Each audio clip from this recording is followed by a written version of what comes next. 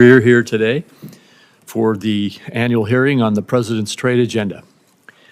Members and the public have questions and concerns about recent tariff actions, and that's okay.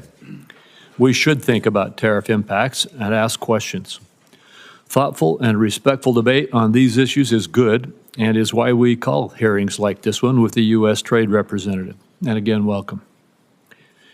We need to think strategically about tariff policy, including how to minimize unnecessary costs on American families. I also recognize that although it is easy to see the costs arising from tariffs, it's also far more difficult to assess the cost of denied market access opportunities. Tariffs can advance American interests in market access. In the first Trump administration, we saw tariffs used to stop France from imposing discriminatory digital service taxes. Tariffs also forced China to discuss the systemic challenges between our two nations.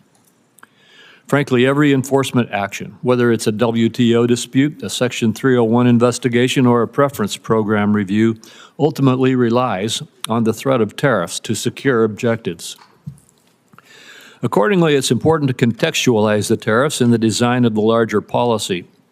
The real headline then becomes the fundamental shift in trade policy since President Trump's inauguration, where the United States now actually plans to do trade again.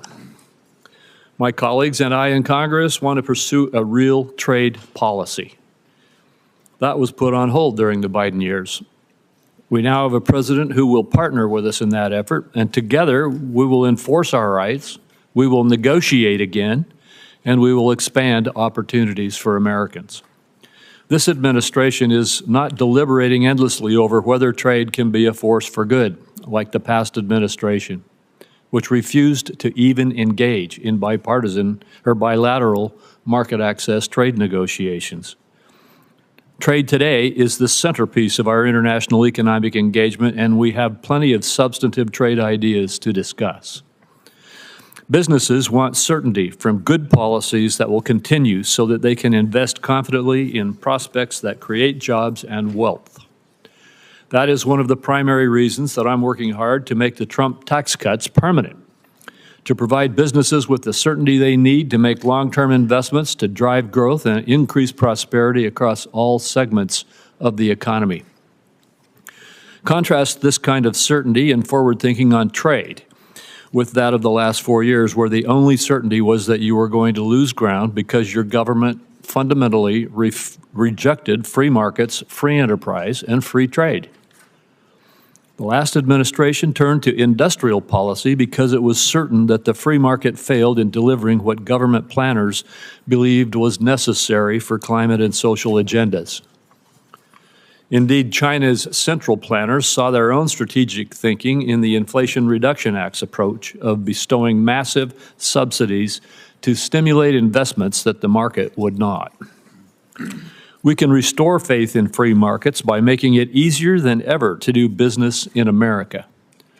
The President's executive order last week to assist major investors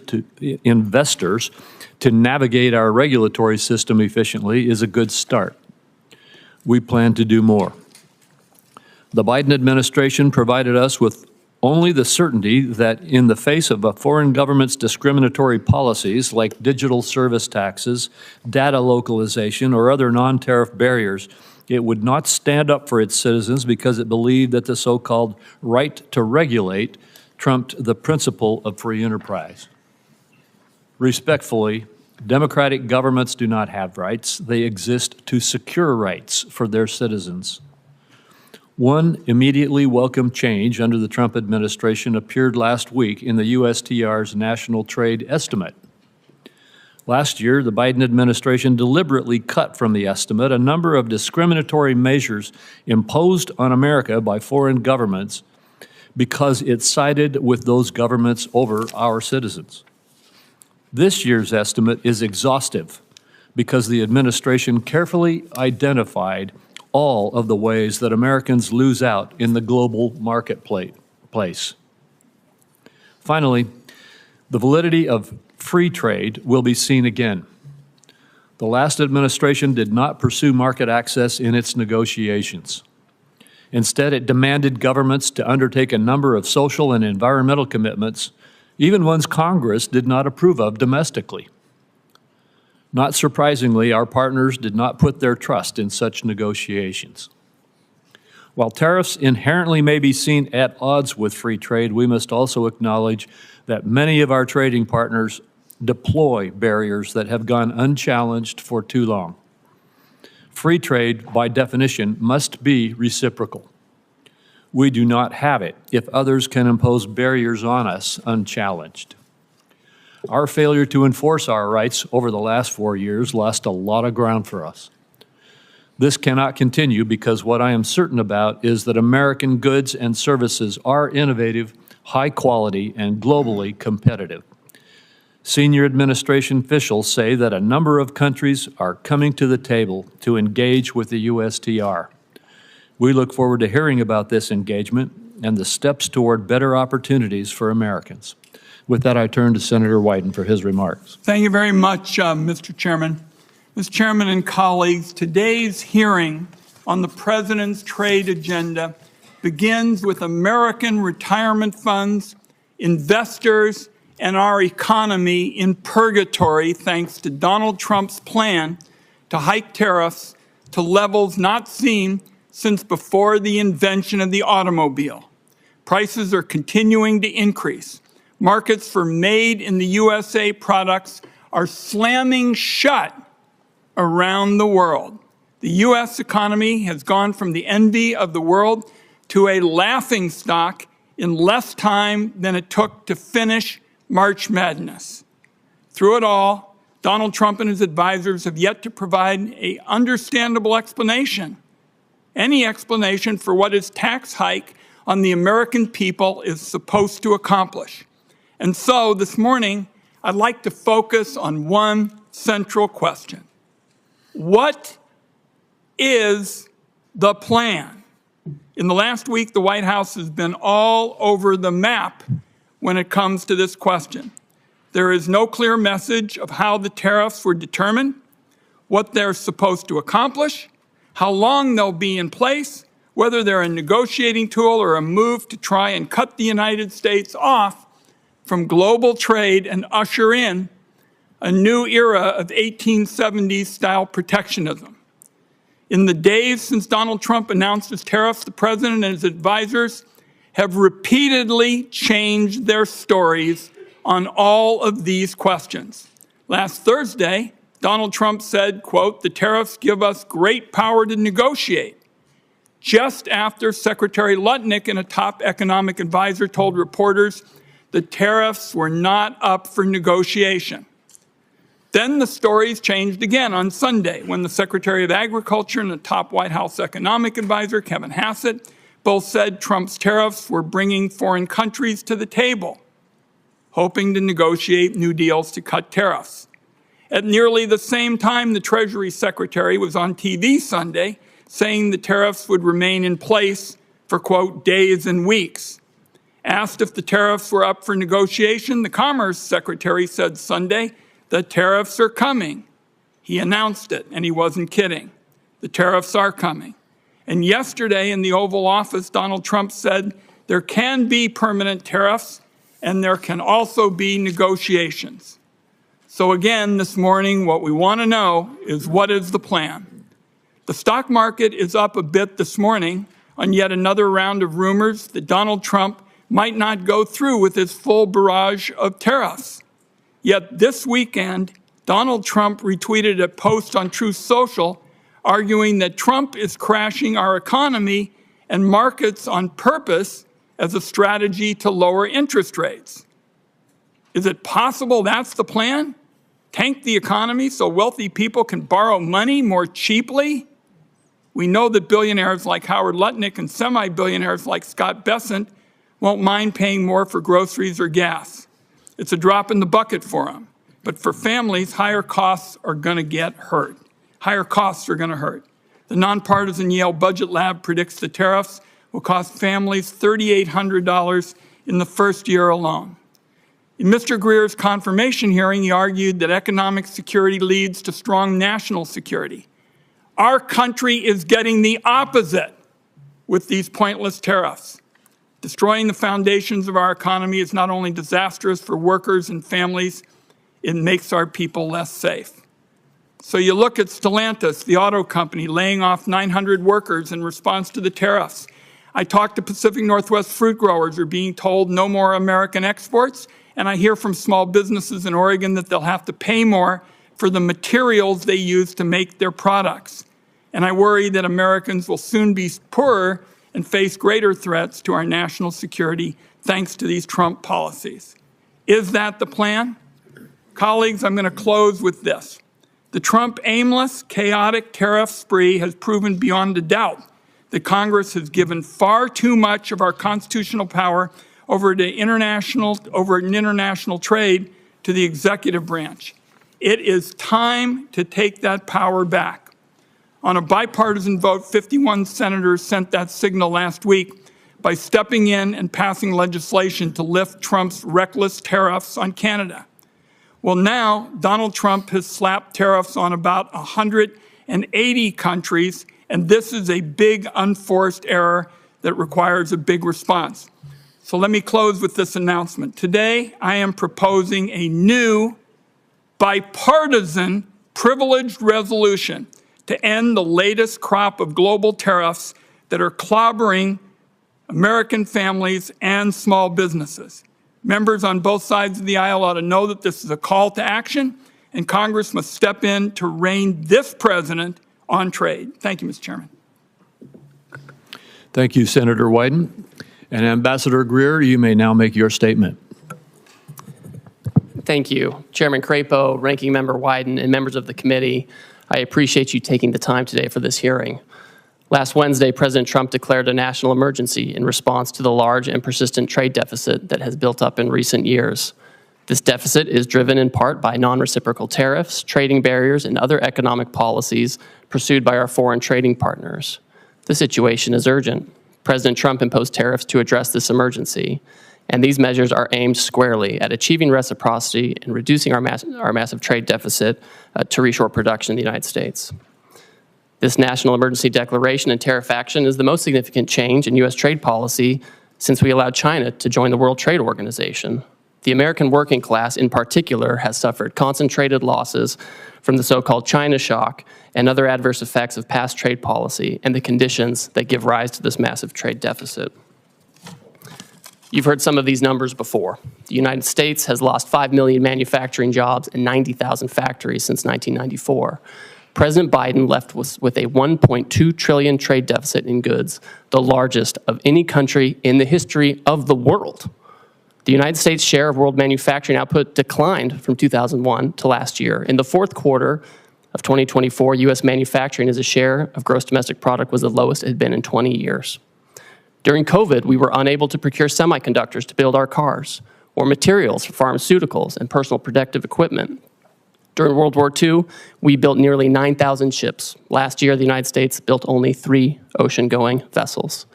Our agricultural trade balance, which historically resulted in trade surpluses for our farmers, was in deficit the last 2 years of the Biden administration and likely will take some time to recover. These are all serious indicators of an economic and national security emergency, and we can't ignore it.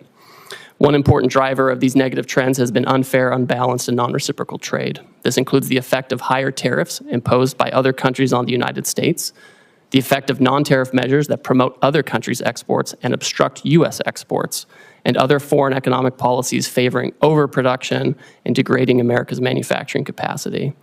And the lack of reciprocity is an important driver of our global trade deficit and with particular countries. So it's common sense to focus on these indicators.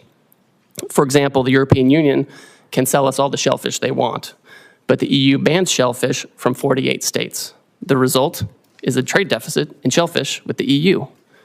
We only charge a 2.5% tariff on ethanol, but Brazil charges us an 18% tariff. The result? We have a large trade deficit in ethanol with Brazil. Our average tariff on agricultural goods is 5%, but India's average tariff is 39%. You understand the trend here. Our trade deficit, driven by these non-reciprocal conditions, is a manifestation of the loss of the nation's ability to make, to grow, to build. And the president recognizes the urgency of the moment. On the first day of his second term, President Trump issued a comprehensive memorandum setting out his trade policy directive. And over the past 10 weeks, he has executed on nearly all of these priorities. He has tightened tariffs on steel and aluminum. He's imposed new measures on auto and auto parts not made in the United States. And on April 2nd, the president declared the national emergency that we've discussed. And so the president has imposed a reciprocal tariff along with a global baseline tariff to achieve reciprocity with other countries and to drive the dangerous deficit down. And the president's strategy is already bearing fruit. Over the past few weeks, a planned layoff for an auto production shift in Tennessee has been suspended. Another automaker is hiring additional employees and expanding overtime to increase auto production in Indiana. Companies have announced $4 trillion in new investment in the United States. Nearly 50 countries have approached me personally to discuss the president's new policy and explore how to achieve reciprocity, and they've spoken with many members of the administration. Several of these countries, such as Argentina, Vietnam, India, and Israel, have suggested that they will reduce their tariffs and non-tariff barriers in line with the president's policy. And these obviously are welcome moves. Our large and persistent trade deficit has been over 30 years in the making, and it will not be resolved overnight, but all of this is in the right direction, particularly as we start to negotiate with these countries. We must move away from an economy that's based solely on government spending and the financial sector, and we must become an economy based on producing real goods and services that provide jobs for working class and middle class Americans in their communities. This adjustment may be challenging at times, and in a moment of drastic overdue change, I'm confident, I'm certain that the American people can rise to the challenge as they've done before. I appreciate this committee's interest in President Trump's trade agenda. I'm glad we're talking about this. That's created debate. And we may not agree on everything, but I know that you want to do what's best for America. So does the president, and so do I, and we'll collaborate together on this. Thank you again for your time, and I look forward to our conversation. Thank you, Ambassador. Yesterday, Secretary Bessent stated that you and he both will lead trade negotiations with Japan. I am very pleased that President Trump has decided to press for market access in this case. I hope we'll see more negotiations that press for zero-to-zero barriers, but could you explain a little bit what is the scope of these negotiations? Certainly. Thank you, Chairman.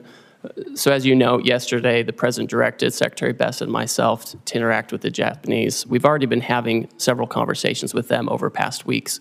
So this is not a new development, but we are taking it to a new level. Obviously, we want to have more market access in Japan. For us, we feel like we could have more and better agricultural market access. There are also structural impediments to some of our industrial goods in terms of standards and regulations and that kind of thing. I also think that there are things we can do with our trading partners, things that aren't always purely in the trade sector with respect to economic security, whether it's export controls alignment or investment screening alignment or energy, making sure that our partners are tied up with us with respect to liquefied natural gas and other resources as opposed to being dependent on other countries that may not be as friendly. And so I think all of these factors will go into these discussions with Japan in the coming weeks. Well, thank you. And as you indicated in your testimony, you've been approached, the administration or you have been approached by about 50 other countries already. I assume that the objective in these approaches, and I assume that there will be discussions and negotiations with them, but first, could you verify that? Is the objective here to engage in market access negotiations with these countries? Chairman, as these countries approach us, the idea is that we've had years and years of non-reciprocal access, and it's contributed to these trade deficits. As the countries come to approach us, what we've told them is, if you have a better idea to achieve reciprocity and to get our trade deficit down, we want to talk to you. We want to negotiate with you. And it goes both ways. Sometimes they have exports to us that are driven by subsidies and unfair trading practices.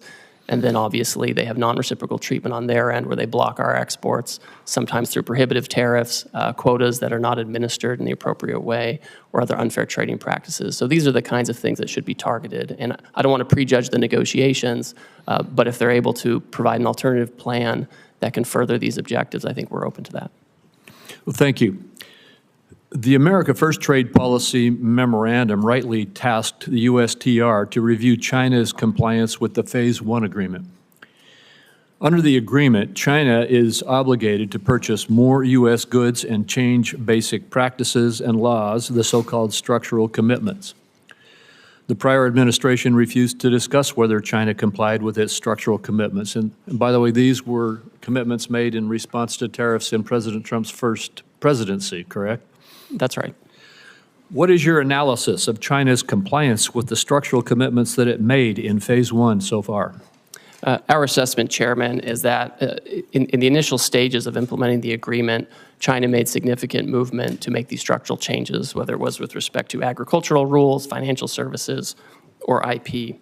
We found during the Biden administration there was little enforcement and little communication, and that the Chinese did not comply with this agreement in large part. I've had a call with my counterpart. I've communicated to him our feeling on this, that they have not complied with the agreement. And I think we're disappointed by this. It's not surprising, but we are certainly disappointed by that. And now you're engaged to, again, see if we can get compliance. We will see, right? The Chinese obviously have agency in this. It's not just a matter of U.S. policy. We, of course, welcome and we hope that foreign countries will change their practices to make sure that they're fair. And we look forward to continuing to monitor that situation. Thank you. The administration has announced it's negotiating an agreement also with India, and it appears already to be yielding results, such as India dropping its digital services tax. Although India has high tariffs, its non-tariff barriers are just as significant, if not more so. Will you try to include commitments on matters such as intellectual property, technical barriers to trade, and science-based agricultural rules to take on those barriers? Yes, and I have a standing call with my Indian counterpart to address these very issues. All right, thank you. Senator Wyden. Thank you. Thank you very much, Mr. Chairman. I saw at page 4 of your testimony, Mr. Greer, you said the president's strategy is already bearing fruit. Well, I can tell you for a lot of Oregonians who have 401ks that are being drained out, that's pretty rotten stuff. And you ought to realize how serious this is for the country. Now, everybody in the administration practically has a different story about the Trump tax hike. So I'm interested in knowing what the story is today. Will higher tariffs go into effect tomorrow as announced? Senator, yes, they're scheduled to go into effect. We are having negotiations with all kinds of countries at this time. The president's fixed in his purpose. The nature of the emergency that I discussed earlier is not something we can wait on anymore. So we will have the president's plan go into effect, and we're coupling that with immediate negotiations with our partners as they seek to. So it's not a question of something being scheduled. You're committing this morning that they're going to go into effect. This is what the president has said, Senator. For how many countries? I understand it's over 50. That are negotiating with Yeah. us. We have about 50 that have come to speak with us, and I'm constantly talking to my counterparts. I have staff right now at USTR meeting with others, and we will have the tariffs in place, and if the other countries can come to an agreement on reciprocal trade, then that's something that the president can consider. I don't want to prejudge the negotiations or the president's decision, but that's what we're doing. Now, you've said you've been negotiating deals. Foreign countries have already retaliated against our farmers and ranchers and small businesses. How can you commit that negotiations are not just going to stop bleeding, but are actually going to open up markets that the Trump tariffs have closed off? So, Senator, we've already had many countries, many of our markets, explain that they are not going to retaliate against the United States. And in fact, Vietnam, for example, they've lowered their tariffs already on cherries. They've lowered them on almonds and apples, things that I know are important to the Pacific Northwest. And this is exactly the right direction that we want to go in. I look forward to hearing from you what other kind of market access you want as we enter into these negotiations. What's the status of China? As you know, that's a big market for us in the Pacific Northwest. What's the status of discussions there? I don't see much progress. What I see is it looks like it's going to escalate some more and hurt our consumers and our small businesses in our part of the world. Well, Senator, unfortunately, China for many years seems to be choosing its own path on market access. Again, they have agency in this. They elected to announce retaliation. Other countries did not. Other countries signaled that they'd like to find a path forward on reciprocity. China has not said that, and we will see where that goes. I think we need to work with our closest friends to make sure that we have trading arrangements that work. And if the Chinese are open, we'll see what. But they haven't signaled that at all. So I don't think that's in the very near term with China. I just am concerned that there's no strategy at all. I'm committed. We understand in the Pacific Northwest what the stakes are. To have a smart, tough strategy, I don't see any strategy at all, and you really haven't said much about what the strategy is this morning. Senator, I appreciate your concern. I want to keep having a conversation with you about this, but I see a distinct difference between those countries who have come to us and they said, we understand your issues, we understand the deficit, we understand your desire for reciprocity, and we want to work with you on this. And the Chinese approach, which has been, we're going to retaliate. We're trying to remedy a situation. We're trying to remedy a situation that's persisted for many years. And it would be wonderful if the Chinese agreed with that and wanted to persist in, work with us on that. But that's not where they are. And the president has recognized this, and he wants to focus on other partners. Let's talk before my time is up about services. The United States is a services powerhouse, from travel and technology to finance and media. Our services industry account for nearly 80% of the U.S. GDP and 8 out of 10 American jobs. Other countries are responding to Trump's global tariffs by retaliating against American services. Can you explain how your tariff actions aren't putting our services exports at risk like so much of your trade policy? Senator and Chairman Crapo mentioned this. We had India already pull down a digital advertising tax that affected some of our most competitive tech companies. We're already in conversations with other countries that if they want to have reciprocal trade with us, that's something that we need to consider as well. And we expect them not to discriminate against our services companies. We have some of the most competitive in the world, I agree with you. And to me, that's part of this calculation. I wrapped up with the services question because it seems to me it's classic Donald Trump. Really good at talking about problems, even saying that there is some reason to go forward, identifying a problem, but pretty damn bad at fixing them. And there's going to be a whole lot of collateral damage in the process if you all continue with these trade policies in services and in other areas. Thank you, Mr. Chairman. Thank you, Senator Cornyn. Ambassador Greer, well, thank you for being here today.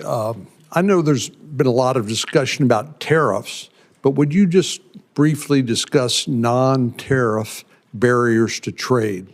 In other words, the barriers that countries put up to deny market access from U.S. exports into those countries that aren't tariffs per se. Yes, thank you, Senator. I have here in my hand a book that's become very popular in recent days. This is the National Trade Estimate on Foreign Trade Barriers, and the Office of the United States Trade Representative puts this together with input from civil society, unions, industry, business, small business. And this is 400 pages of all the non-tariff barriers that you're talking about. Just a few examples. India, huge trading partner, they restrict imports of ethanol for fuel use by using restrictive import licenses. These are the types of border measures that don't sound very sexy to talk about, and they don't make for a great soundbite, but these are the things that actually block our exports, where they have licensing regimes or they have fake science that they use to block our imports. Well, and just one example that seems to me to make the point is that our friends in Australia basically have put up barriers to the export of beef from the United States. My state, Texas, happens to produce a lot of beef cattle, and Australia basically denies access to its huge market, but not as a result of tariffs so much as non-tariff barriers to trade. Could you speak to that? Yes, Senator, and it's always surprising because we have a free trade agreement with Australia, and we would expect that we would have fair and reciprocal trade. Last year, I think we imported about $3 billion worth of Australian beef, and we exported $0 of American beef to Australia. And it's not just beef. Australia also blocks on specious, fake science grounds, the export of fresh and frozen U.S. pork. So it's incredible that they do this. We have zero exports of the fresh and frozen U.S. pork to Australia. I find it interesting that people express surprise at President Trump's policies when he's been talking about these policies for, best I can tell, for decades, and how unfair trading arrangements are between various countries. And indeed, some of these unfair trading practices have resulted in the deindustrialization of America. We've exported manufacturing to Asia and particularly China and other countries that now appear to be willing to hold us hostage to those supply chains. A few years ago, we passed the CHIPS and Science Act. We worked with Secretary Pompeo, Secretary Ross during President Trump's first administration and later was signed by President Biden, but to bring advanced semiconductor manufacturing back on shore because we recognized that the vulnerability that existed if there was another pandemic, there's a natural disaster, or heaven forbid, a military conflict break out in Asia, we wouldn't have access to these advanced semiconductors that run everything from your cell phone to the avionics on an F-35 Joint Strike Fighter. But China has basically held us hostage and continues to use some of these vulnerabilities to our detriment. For example, critical mineral processing. Would you speak to the vulnerability that exists as a result of China basically processing 90% of the critical minerals in the world that are essential for our daily lives? Yes, Senator, and that figure is always one that gives me great concern, the 90% of the processing. We do have critical minerals in the United States. We have lithium here. We have other critical minerals here. And a lot of it is that China has centralized the processing of minerals, right? We have in the Western Hemisphere, in Bolivia, in Chile, we have all kinds of critical minerals, and that's in our hemisphere. But they get sent to China, they're processed, and they come here, and then if China wants to exercise economic coercion or other practices, they do have a stranglehold on these kinds of things. That's a very dangerous situation to be in. I mean, this is part of the urgency of what we're talking about. And I think as the Trump administration certainly takes action on trade, but also takes action on the environmental side and permitting and regulation, that's an area where we can actually have more of that activity here in the United States, or we can work with our trading partners to try to incentivize production there as well. Thank you very much. Thank you. Senator Bennett. Chair, thank you, Mr. Chairman. Ambassador, it's good to see you again. Could you talk a little bit about the relationship of the tariffs that you have put on and rising prices for the American people? What is it the American people should expect to be able to suffer as a result in terms of rising prices? I understand your position is that the long-term gain is worth the short-term pain, but what is that short-term pain going to look like? So Senator, I think we can look at, I think we should look at history and data for this. You know, it's hard to project what's going to happen with prices, but we know in the first Trump term, the president imposed historic tariffs on China on an enormous amount of goods coming from China. And during that time, inflation went down by 0.1%. During the Biden administration, the historic inflation was not on imported goods or related to tariffs that President Biden put in place. It was related to, frankly, services, healthcare, education, et cetera. So I think there's not really a one-to-one on tariffs and price effects, and so many things go into price. I know you think I'm probably like dodging and weaving on this, but I'm looking at data, sir, Yeah, and the data shows it's not one-to-one. I know you're smart enough to know that the likelihood is that prices are going to go up for the American people as a result of the tariffs that you put in place. Do you disagree with that? Oh, I mean, when you say that the American, in your testimony, that you expect the American people will bear the burden, or that, and I'm sure they will bear any burden on some level. But what do you think that burden is actually going to look like? Well, I think the challenges, frankly, are going to be more for companies that are largely dependent on imports from China and Asia, where they have to adjust their supply chains in a quick set of time. Yeah. And the way the tariffs get allocated between the foreign, the foreign producer and the importer, that's where the majority of adjustment we have a bunch comes. of those companies in Colorado, and I know that Osprey Packs, for example, they probably don't want me to mention them, but I will. And in Southwest Colorado would be a very good example of that. I mean, they are very dependent on the supply chain from Vietnam, and they probably are really worried today about what's going to happen, which a lot of people are. I mean, I think one of the things about the situation we find ourselves in is the degree to which we've now created huge uncertainty in our economy, and I'm worried that that is going to result in a lack of investment, capital investment. You mentioned some new investments that have been made in our economy, but I think that anybody who knows anything about the economy knows that uncertainty results in people freezing up, a paralysis, a lack of investment, which is going to make it hard for our economy and may actually provoke a recession. Could you comment on your concerns about that and how you're thinking about that? And I have one more question before I'm out of time. So Senator, the best way to have certainty is to build in the United States, right?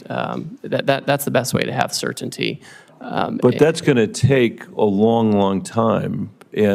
And what's going to happen in the meantime, do you think? So, Senator, we have, I would say, dilly-dallied for years on this issue. We've done these broad studies, which are interesting and helpful that we saw come out of the Biden administration. Right. But we have to act. I can't sit for 3 years and try to fine-tune something. I hear you. I hear you say that. But you could have made a different choice, which was to strategically target a geography, to strategically target Beijing, strategically target certain industries where, all industries in America weren't affected at the same time. You didn't make that choice. I mean, you're in the midst of having trade negotiations with 90 different countries at the same time by your own testimony, all of whom can make their assessment, I assume, these are sophisticated people, about where the pressure points are on you, where the pressure points are going to come for us to not necessarily get the best deal because we're spread all over the globe negotiating every one of these agreements at the same time, rather than a more strategic approach, which would have had the benefit of giving us, I think, a much greater degree of certainty about where we were headed. Obviously, you made a different choice, and I'm just curious about how you think about your responsibility. How you think about that? So I would note, and I think it's thoughtful to think about things in this way. If you look at the results of the reciprocal tariff, the Western Hemisphere generally is at the lowest tariff rate. If you look at where we have our largest problems with non-reciprocity and deficit countries, it's mostly in Asia. And so you do actually see pretty strategic outcome with respect to promoting production in the Western Hemisphere as opposed to where we have all this overproduction in Asia that's given rise to our current problems on trade. I would just say in closing, Mr. Chairman, that's true. What the ambassador said is true, but it still doesn't, I still cannot fathom why we are treating Canada and Mexico, our largest trading partners, basically the same way we're treating Beijing. It doesn't make any sense to me. It makes no sense that we would do it all at the same time like that. And we're going to have to stay on it, which is why some of us have introduced legislation to make sure that Congress begins to take its appropriate role again in making these very important trade decisions. Thank you for your testimony. Thank you. Senator Lankford. Mr. Chairman, thank you. Thank you for the work that you're doing. You've got a lot on your plate, and appreciate the focus right now on this. Let me come from a perspective of a lot of Oklahoma farmers and ranchers and manufacturing folks and retail folks, and quite frankly, folks that sell to retailers that are in Oklahoma. They've got several questions that they've actually sent to me pretty quickly, so I want to be able to bounce a few of those. The goal of this is to do more trade internationally, that the United States would be able to manufacture here or produce here and sell more internationally, and that we would have that opportunity to have increased market access. Is that correct? So, Senator, I think that's accurate, because when we're trying to get down a deficit and have more production here, necessarily part of it is making sure we're not getting too many imports that are driven by unfair trade practices, but also promoting our exports overseas. So then right now there's a lot of negotiations going on. There was a lot of questions for several days whether we're negotiating or not negotiating. I'm hearing from you pretty clearly today. We are open to negotiate. We're trying to be able to establish better trade agreements to be able to move forward. Do you have any timeline on certain countries or places that you have set internally to say we hope to have negotiations complete by this point? Obviously, negotiations can extend as long as they have to, but is there a timeline you're dealing with? So the president has indicated that he's willing to negotiate with parties that want to pursue reciprocal trade with the United States. We don't have any particular timeline set on that because, as you pointed out, Senator, the outcome is more important than setting something artificially for us. What I can say is I'm moving as quickly as possible, and a lot of these countries are moving very quickly, and we're working on the weekends, we're working at night as folks want to engage on this. Now, I will say, I know you want to ask something. The trade deficit has been decades in the making, and it's not going to be solved overnight. Right. Yeah. Everyone understands that well, and everyone that I talk to is grateful that we're actually attacking the trade deficit issue and try to be able to bring down barriers to trade. They also want to get a timeline. Let me give you, for instance, I've got an Oklahoma company that several years ago spent millions of dollars to be able to move out of China.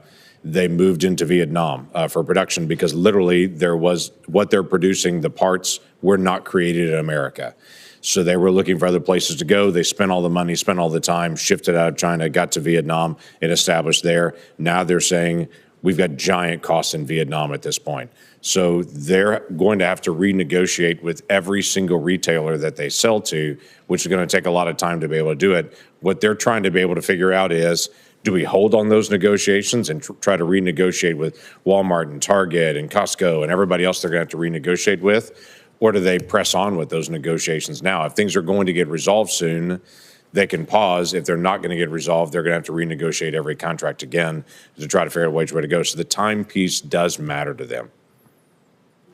Senator, I understand completely. And Vietnam is one of those countries that understands that it is, frankly, one of the major targets of this action because their trade surplus with us is so lopsided. I think it's every $15 they export to us, we send them $1, and they remain closed to our exports where we can be competitive, agriculture, et cetera. But they've come to the table with an offer, right? We didn't go out and say, please come talk to us. They beat down our door and they want to talk about it. I don't anticipate that we're ever going to have equal trade with Vietnam. We're a much larger economy than they are, but bringing down the trade barriers would be helpful so that they would accept American products to be sold there. I think that's beneficial, but most countries in the world are never going to buy as much as we're purchasing because we just purchase a lot more from there. Another issue has come up about garment manufacturing. Obviously, this is a challenge. We'll have different pieces that are bought from different countries. We don't have a lot of garment manufacturing here in the United States. For those garment manufacturers that are here and for others, some in Oklahoma, they're asking me about exclusions and exceptions and how this is going to be handled to say, we can't buy it in America. This is the only place that's actually manufacturing it. I know long-term, the hope is to be able to have a more diversified, but in the short term, they don't have another option. How do you plan to handle that? Senator, the president has been clear with me and with others that he does not intend to have exclusions and exemptions, especially given the nature of the action. If you have Swiss cheese in the action, it can undermine the overall point, which is to get rid of the deficit, achieve reciprocity. To my point earlier to Mr. Bennett, the Western Hemisphere countries have a much lower tariff than many of the Asian countries, and I've heard from textile manufacturers for many years that they would love to have a situation where Western Hemisphere textile and garment manufacturing is more competitive, and maybe we're setting up the conditions for that.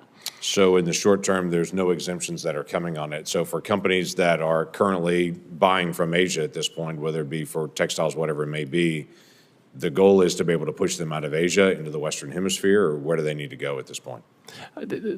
Well, the president has been clear, again, that he's not doing exemptions or exceptions in the near term. My own sense is given the tariff differentials between Asia and Western Hemisphere, I think people can start making decisions based on that. Senator Whitehouse. Thanks, Ambassador Greer, for being here. Just to sort of frame our conversation, tell me what a negative externality is. This is something you and I like to talk about. Yes, we do. This is a situation where you have a foreign country where perhaps they have actions such as poor environmental regimes or lax labor laws, and they don't bear the cost of that. Instead, they send their goods that are the product of these processes where they have lax regulatory regimes. They send it here, and we end up bearing this. They externalize these negative externalities to us, and we have to bear it, and our workers have to bear it, and we don't compete on a level playing field. So two things are wrong with this. One, the customary negative externality is pollution. And to the extent, for instance, on an issue I've done a lot of work on in bipartisan fashion, plastic in our oceans. Now it's in our drinking water, it's in breast milk. I mean, we've really gone down a very weird pathway with respect to plastics. If China, for instance, is responsible for dumping 60 or 70% of the plastics into the Pacific, then that's a harm to us, correct? Yes, I agree. Because it's a commons, the ocean, and we suffer from that. And then if the Chinese company is exporting their goods to the U.S., and that Chinese company has a lower cost for its product because it doesn't have proper pollution control with respect to plastic, and the U.S. company does, then that's an unfair trade imbalance, correct? Yes, I agree with that. So two things are wrong when we get into this situation of foreign countries allowing pollution that our companies pay to prevent. That's right. And that's an appropriate place for tariffs to be deployed to offset that trade imbalance and help protect the commons from this particular tragedy, correct? I think trade action can be appropriate, and when the president announced his reciprocal tariff regime last Wednesday, he specifically referred to pollution by other countries in his speech. You may not have listened to it, but you may want to go back and listen to that part, because that's very true, and I agree with you. Well, it might be the only place in which the administration shows the slightest interest in pollution, so good for that. The issue of plastics is, I think, a pretty significant one. Again, there's been a lot of bipartisan interest. I even went up to the Oval Office during Trump 1 to have one of my bills signed by the president, and he gave a very animated riff on Asian countries polluting our beautiful oceans and how it comes ashore very often in Alaska by the ton along their beaches. So I hope this is an area we can continue to work together. And in particular, I hope that you'll sit down with me and Senator Cassidy on legislation that we are working on. Will you give us that meeting? Senator, I'll take any meeting with you that you would like to talk about this issue. And I'd like to also let you— We'll sit down with Senator Cassidy's team and have a conversation there. The other thing I wanted to flag for you is that you pretty well successfully deflected all of Senator Bennett's questions about what the immediate impact looks like in the short-term pain for the long-term gain. I just want to flag for you one issue that is very important to me. Rhode Island is a small business state, right? We don't have a whole lot of big mega corporations there who can balance things and move things around. Canada is our largest trading partner. We have companies who fill an important niche in the global supply chain, and particularly in American companies' supply chains, because they get something from Canada, or let's say China, could be, but Canada's our major trading partner, and they process that thing, and then they put it into the supply chain for the larger corporate entities. That's their business. That's all they've got. So if we're not looking out for these small businesses that are actually going to have to lock their doors and close the shutters and fire their employees and go out of business, I think you've missed a huge hole in the problem that these tariffs have created. If all you're listening to is the big mega corporations who can move things around the world and have the resources to dodge these effects, you're not getting the straight story. I think in every one of our states, there are going to be small businesses that occupy a niche in which trade is an important factor and that are going to go bust because of these tariffs. And I urge you to look out for those businesses because I don't think they're getting their voices heard at all. So, Senator, I've talked to you about this. I've talked to Senator Hassan about this and others. One thing I asked my team to do last week was to convene a meeting of I have a trade advisory council for small business. I've asked them to convene that meeting. I've connected with the Small Business Administration. They have an international trade desk there. I've talked to I have an office that also deals with small business because I do want to hear it. I think it's important that we hear it because they don't have the same voices in Washington. I will say right now, Canada and Mexico, things coming from Canada and Mexico that comply with the United States-Mexico-Canada Agreement come in duty-free. They continue to do so if they follow the rules. If they don't follow the rules and are trying to put in Chinese stuff that's going to be tariffed. But if they follow the rules, they're going to be getting the duty-free treatment they're due. Well, a small business that has gone broke is not very amenable to a meeting. They don't exist any longer. Senator Hassan. Thank you, Mr. Chair and Ranking Member. Good morning, Ambassador Greer. Thank you for being here. Before I start with a couple of additional questions about the impact of these tariffs, I want to associate myself with Senator Whitehouse's comments just now about the impact on our small businesses, particularly those who are critical parts of supply chains for some of our larger corporations in the country. As you know, Canada is our biggest trading partner too, and we are already seeing the impact of these tariffs with our small businesses, especially in our tourism industry, which is being decimated because Canadians are not coming down to New Hampshire the way they usually do. Let me ask you about a couple of other things. President Trump's tariffs have made almost everything that families buy more expensive. The president imposed a 10% national sales tax on all imports into our country and an even higher sales tax on imports from more than 50 countries, including our allies like Canada. This is the largest tax increase in over half a century, and it's going to cost the average American family $3,800 a year. Their morning cup of coffee will cost more, so will new shoes for their kids, and so will fresh fruit. So my question to you, Ambassador, is how much revenue from the president's national sales tax will be used to give tax breaks to billionaires? So, Senator, as you know, any kind of tariff revenue that comes in to the United States government, it goes to the Treasury, and Congress will decide what happens to that money. Obviously, the president wants to have a very competitive tax policy that's good for everybody. That was part of why he had such a successful economy in the first term, is he married trade action with good tax policy to have $7,000 an increase in real wages over that time. Well, let's let's be really clear. The president, besides the contradictions in the way he talks about the purpose of his tariffs, the president's made very clear that he sees tariffs as a way of increasing revenue. At the same time, he's working with the majority in Congress to give additional tax breaks to the wealthiest people in the country at the expense of working people who are going to be paying more for everyday goods they absolutely have to pay, goods they were hoping were going to cost less, given the president's campaign promises. But of course, he isn't keeping to those campaign promises as prices continue to go up. Now, the president's national sales tax is increasing prices for families. It's also causing huge losses in Americans' retirement savings. Ambassador Greer, would the administration reverse course if the president's tariffs led to 10% inflation? Senator, the president is fixed in his purpose. This trade deficit and the offshoring and loss of manufacturing jobs is something that's persisted for too long, and it's dangerous. I understand your justification for the policy, even though there are some very contradictory justifications coming out of the administration.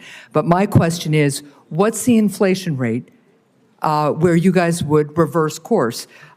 10% inflation that I just asked you about, that is higher inflation than we saw at the peak of the COVID economic crisis.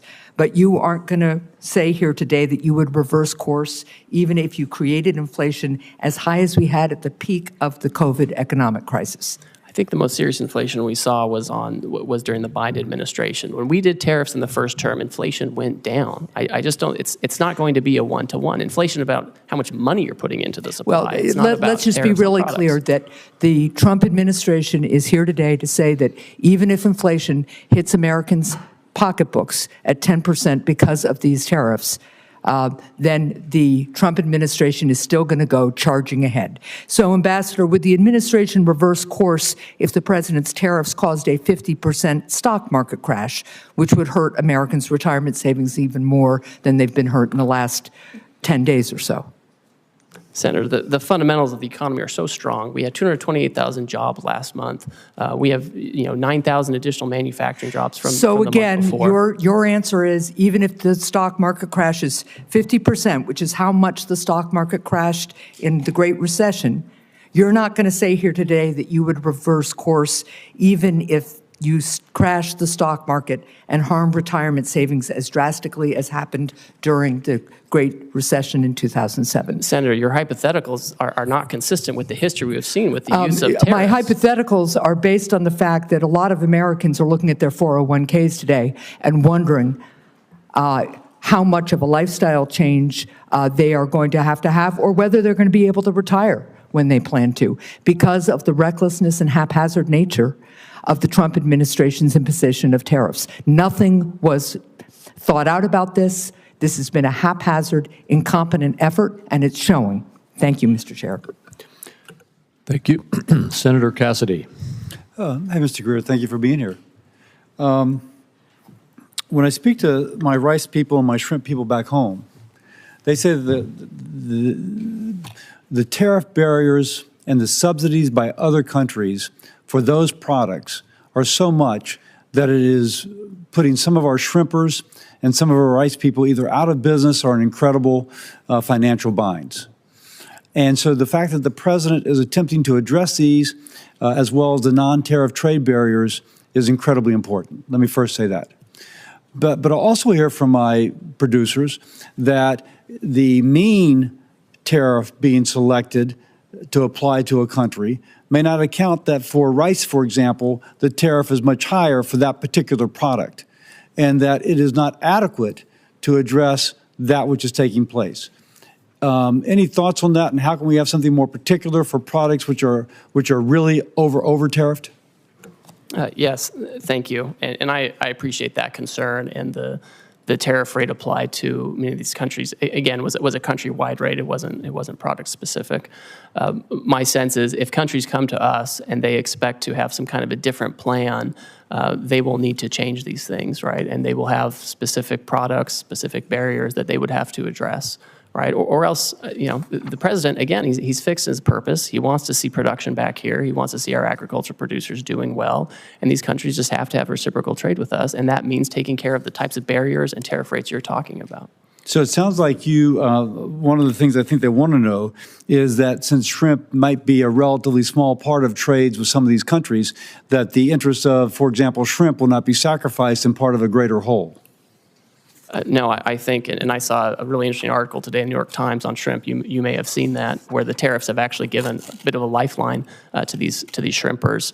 And I think that if there's going to be any kind of change to any of this, and I'm not going to prejudge that, we have to make sure that our industries are protected adequately, so we don't go backwards with the deficit. Let me ask, in the President's America First trading policy, there's several sections relating to free trade agreements and how they will be evaluated. Senator Bennett and I are working on an America's Act, which would be a hemispheric trade policy, which would have several purposes.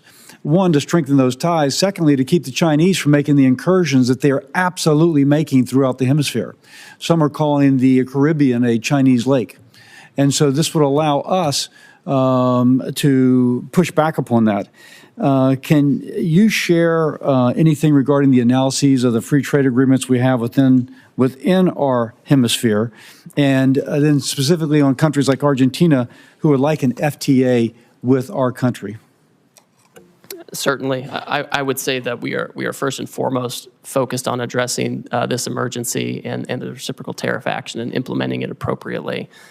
With respect to relations in the hemisphere, any kind of trade arrangements with these trading partners, I think, need to be coupled with strong rules about third countries. What I don't want is a situation where these countries are using, their export platforms to incorporate content and goods from, China or other Asian countries, where we have a real issue with our deficit and offshoring of manufacturing. I would expect any kind of changes to these arrangements to be accompanied by changes in rules of origin to ensure that the United States and U.S. workers are really benefiting from these agreements. So nothing from an FTA in general, but the specific of where it's being used to circumvent the intent of the FTA is the concern of the administration. Yes, that's certainly a huge concern. And again, the president wants to see factories back here. The most certain way to not have a tariff is to build your factory in the United States. If people want to use other countries and insist on that, then we want to make sure that they're not using that to arbitrage for higher tariff jurisdictions to use them as an unfair export platform. Let me ask you this. Louisiana has some of the largest ports in the nation by tonnage. And all the commodities going from the Midwest flow through my state, going out to the world. Earlier, USTR proposed imposing like $1 million for every vessel built in China. And I'm told that if the Koreans have a fleet of 50 and 5 of the ships are built in China, then the $1 million would apply to all 50, not just to the ships that are built in China. Now, that would clearly impact a ship coming to the United States to offload. If you will, impact my ports and the ability of our goods throughout the nation to move through the Mississippi. Is USTR going to hang by that or considering modifying that? Can you kind of give us any idea about that? So to address the lack of shipbuilding in the United States, USTR's proposed actions are just those. They're proposed actions. They're a series of potential remedies that could be used to incentivize shipbuilding in the U.S. They're not all going to be implemented. They're not all going to be stacked. We've asked for a lot of input, and we've had a hearing on that. We've collected comments. We've reviewed it. I've met personally with certain stakeholders during that time period, and I think the president will look very carefully to make sure that we have the right amount of time and the right incentives to create shipbuilding here without impacting our commodity exports. Okay, thank you. I yield. Senator Cortez Masto. Thank you, Mr. Chairman. Ambassador, as USTR's Chief of Staff in the first Trump administration, you oversaw the negotiation of the U.S.-Mexico-Canada agreement, the USMCA, and the renegotiation of the Korea-U.S. Free Trade Agreement, the KORUS. President Trump signed both of these agreements. He called the USMCA a colossal victory, and KORUS a historic milestone. And yet, with President Trump's new blanket tariffs, he is ripping up these agreements with our allies that we negotiated with. Why would any country want to do business with us, much less negotiate a trade deal, if we don't even honor our ongoing agreements? So, Senator, we are the consumer of last resort. These countries have to sell here. They have, many of them, especially in Asia, have built their entire economies around exporting to us. They're very dependent on it, and that's part of why we have this huge trade deficit. With USMCA, those parties continue to enjoy duty-free treatment for many of the products that continue to comply with the rules that were set out 5 years ago. There's a big concern, Senator, that we did not have adequate other protections to stop the flow, particularly of like autos into the United States. But there was a process for you to renegotiate that agreement this year. We talked about that in my office. Isn't that correct? That's correct. And it wasn't to do these blanket tariffs, correct? What we have to address is an emergency, Senator. That's true. And you should be honest. At least as you sit here, as you were in my office, be intellectually honest. Now, let me just ask this, because this is also true. And I so appreciate my Senator Langford asking this. Time matters. How long did it take to negotiate that agreement, the USMCA, that you were part of? We did it at breakneck speed. We did it in about 2 years. 2 years. And now you're telling us you have nearly 50 countries coming to you, approaching you to enter in a negotiation. And you think that you can do that overnight? India. Man, you're pretty superhuman here, if that's the case. So let's be realistic. That's all we're asking. Common sense and realism here, Ambassador, as you sit here before us. And let me talk about something else that is really important for my state, and I think this entire country, because this administration is forgetting that we have $1 billion economy when it comes to tourism into the United States. People know Las Vegas. My state is Nevada. We rely on tourism to our state, and now we're seeing an impact because of these tariffs, not just from Canada, but I am hearing from so many that are in the tourism and kind of leisure industry. We are seeing impacts because now this $1 billion industry of international tourism is having an impact on our economy. And this is a service industry. Let me just say this. I'm kind of offended by your testimony today that says we must accept self-inflicted economic pain, and I quote you by saying, to become an economy based on producing real goods and services. What does that mean? What does that mean to my service industry and every service industry across this country that relies on tourism and travel? That is the backbone really a part of our $1 billion economy. What do I tell them? That they just have to suck it up? That they're not really part of this real services? That you have another idea for the jobs that they should engage in? What do I tell them? Oh, Senator, of course those are real services. The whole, So what are you doing whole about the sentence, impact the whole, about, what are you doing about the impact of international tourism and now these blanket tariffs having a negative impact? What are you doing to address that? the whole sentence, Senator, said that we need to get away from government spending as funding our economy and financialization, and we need to move to real goods and services, including the tourism you're talking about. So It's what are you doing incredibly to impact the important. negative impact of tourism right now? Well, one thing I'll say is we can't have the status quo, right? I keep hearing that we should have, essentially what I'm hearing is we should have the status quo. We should keep the $1.2 trillion trade deficit that Biden left us with. I'm asking you, and I don't think that's adequate. what are you doing in this administration to address now the impact that you're having with these blanket tariffs, not targeted tariffs, blanket tariffs, on international tourism that is a big impact to our economy? What are you doing to address that? Well, Senator, as we're talking to all of these countries, we are talking about services. We are talking about making sure that, you know, we can export services to other countries. A lot of those that we export are, you know, we have Well, let digital me say I only have services, so all much kinds time, of and trade. apparently you're not. So here's what I would like, because you haven't thought about this, and the administration hasn't really thought about it, because I haven't heard anybody talking about tourism. So why don't you come talk to me in my office, and let's talk about and put a plan together, because these blanket tariffs are having an impact on tourism in my state and across the country. Senator, So I'm happy to instead come of talk just to you. defending it, why don't you just come sit down with some of us and try to address the concerns that we are seeing and feeling in our states that this administration has not taken into account? I'm happy to come speak with you. Thank you, Senator.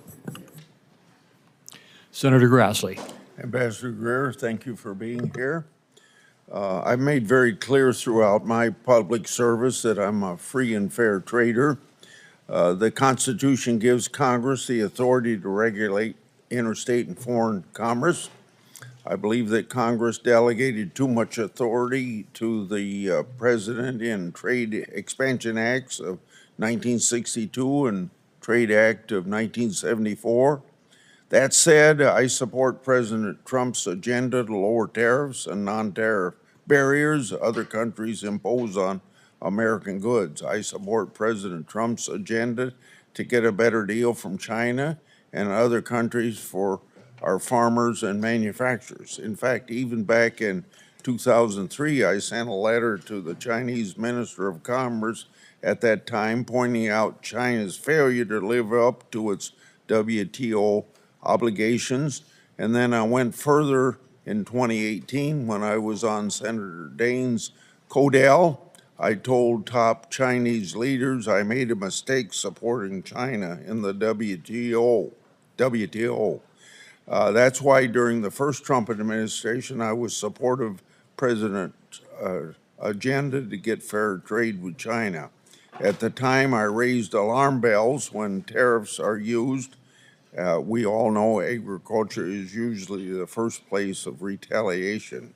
In response to Chinese retaliation to tariffs, the first Trump administration set up the Market Facilitation Program for farmers, which gave direct payments to farmers affected by the tariffs. This helped farmers weather the short-term impact of trade retaliation. But as you know, farmers still overwhelmingly want to get their money from the marketplace and not from a government check. So far in this administration, we've seen even more sweeping tariffs, with some countries already retaliating agriculture, including China. I have been very vocal in my wait-and-see approach to these tariffs because I believe President Trump and you, Mr. Ambassador, are using them to get fair trade for Americans with many countries. If that's not the case, level with me.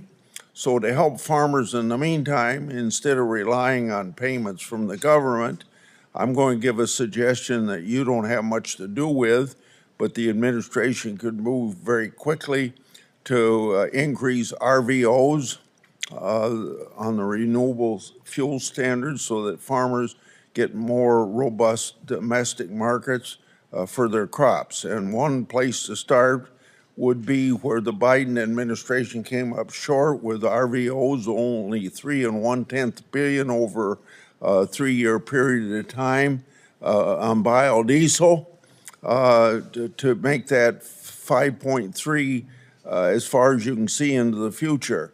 That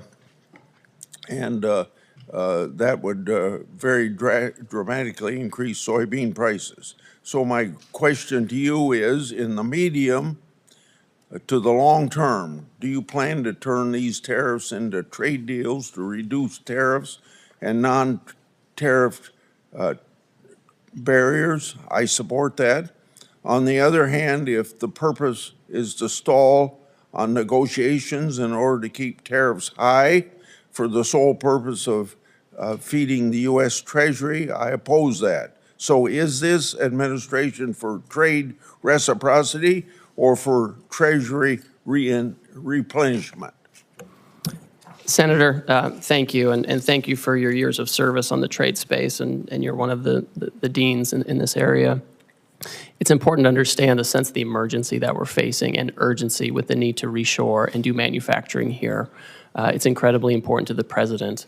Yesterday, he stated very clearly that he is happy to engage in negotiations immediately with countries that believe that they can help us reduce our deficit and get rid of the non-tariff barriers and the tariffs that affect that. I think the answer, Senator, is it's going to be country by country. There are going to be some countries where they're not able to address their non-tariff barriers or their tariffs or the deficit fully, and there will be others who I think will be able to do that, and where the president will have the option of making a deal with them. So we're certainly seeking reciprocity. Now, if we have the tariff on a country, there's obviously going to be a revenue effect, but we need to reshore manufacturing, we need to get rid of our agricultural deficit, and we need to make sure that if countries are going to trade with us, it has to be on a reciprocal basis. Senator Cantwell. Thank you, Mr. Chairman. Ambassador Greer, good to see you. You and I have had many conversations about trade.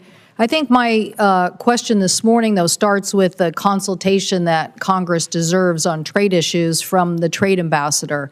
And what did the Trump administration do to prepare us, to communicate with us, to tell us about findings as it relates to these emergency orders by the president? Thank you, Senator. As you know, I find consultation requirements very important, and not just as a requirement, just a matter of good practice. Our staff, the USTR staff, in the past 2 months that we've been in office, have had over 200 formal engagements with staff on the Hill, obviously here in the Senate, also in the House. The day of the reciprocal trade announcement, we had our staff also up here briefing your staff. And we also had the president issue very publicly his America First trade policy memorandum, which specifically said that he was going to look into the trade deficit and the possibilities of tariffs. So we've wreaked havoc on the economy by having one of the largest drops of the market. We have people's 401 in panic. We have retail organizations like the Retail Industry, National Retail Federation, American Apparel Industry, Outdoor Association, Consumer Technology, Computer Communications Industry, Main Street Alliance, Small Business Majority, all anxious, asking us to do something, and you're saying, well, some people passed some notes to staff. What the requirement is, and this is where I believe the president has misconstructed and actually exploited this authority, is not communicated to us, nor these interest groups that are now panicked over the effect of tariffs. So I would say that the skill set of a USTR office or even a Treasury Secretary could have opened these conversations with these countries without the tariffs and saved a lot of people a lot of pain and anguish. I worry that this trust issue, because I have a different worldview, that we should be building alliances as a way to counter China, that the alliance building process now will become harder, and people are going to wonder, well, is the United States going to pull another fast one again and just wreak havoc, when in reality, countering China with a tech NATO or something like that is a more powerful tool. Do you have a comment about that? I do, and I think we do need to be thoughtful about this. I think what we can't do is wait. We have had many times in past decades when we have had real robust trade disputes with our partners. Japan in the 80s and early 90s over cars, semiconductors, and they ended reshoring a lot of those factories here. And it didn't make us less of a security partner to Japan. I think we can have these conversations like friends do.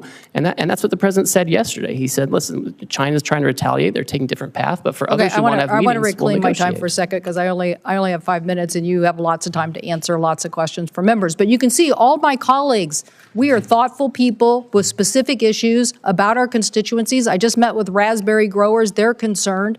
They want to know if they're going to get some seat on a council so they can have their issues heard. I'm for trade. I represent trade. I represent a trade economy. I represent the success of what innovation and trade gets you.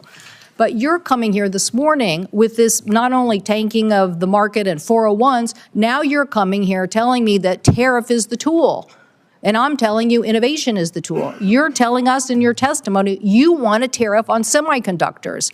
I'm saying that the last administration and this organization here passed the Chips and Science Act so we could reshore semiconductors here in the United States. So you're not going to win the innovation economy by tariffing semiconductors and reshoring that. I don't know what you think. I'm not trying to get the semiconductor. I want to lead on next generation semiconductor manufacturing because I'm pretty sure I'm sitting next to the Intel ranking member here who's going to tell me if we don't lead on semiconductor manufacturing and semiconductor next generation technology, then we're not going to be leading in defense or in AI or in anything. So I want to innovate my way to that future, and I want to use the alliance power of different countries to force China and other people to follow us instead of this berating of the American consumer who has to pay the price for this policy.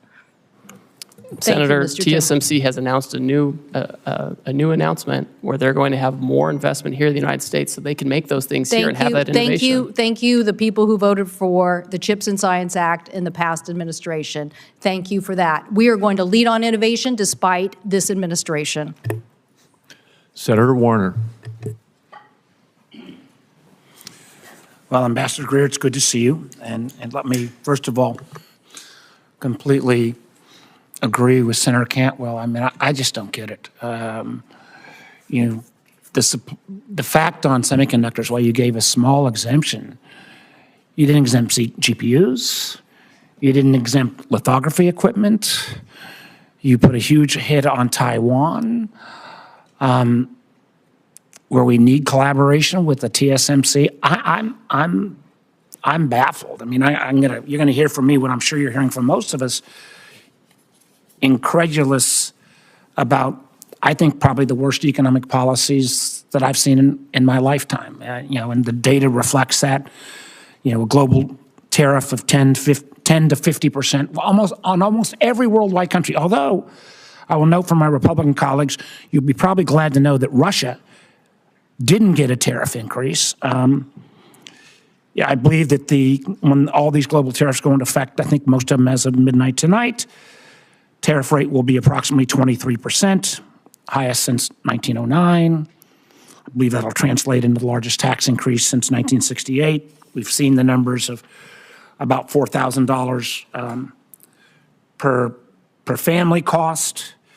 Since Inauguration Day, more than $11 trillion has vanished from the market. And I will acknowledge that we got a little blip today, but I just talked to one of the senior folks in Wall Street, and he described today's market as a good day in hospice.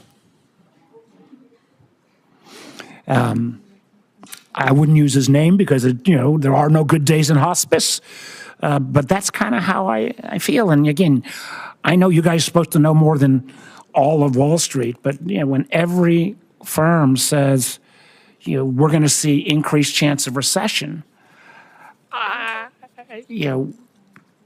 and I've met you, Ambassador Greer. I think you're a smart guy, but I don't think just because this is the way Donald Trump wants the world to be for the last 40 years that he can simply will it into happening. In my state, the Port of Virginia accounts for $124 billion in trade. That amounts to about 500,000 jobs. Those are all up for grabs now. We got 800,000 small businesses in Virginia. These tariffs are going to wallop them. I had last week a guy in from a local brewery in Alexandria. The owner's name is Bill. He's got a triple whammy. He gets his Pilsner from Canada. He gets his bottle caps from Mexico. He gets his kegs from Germany.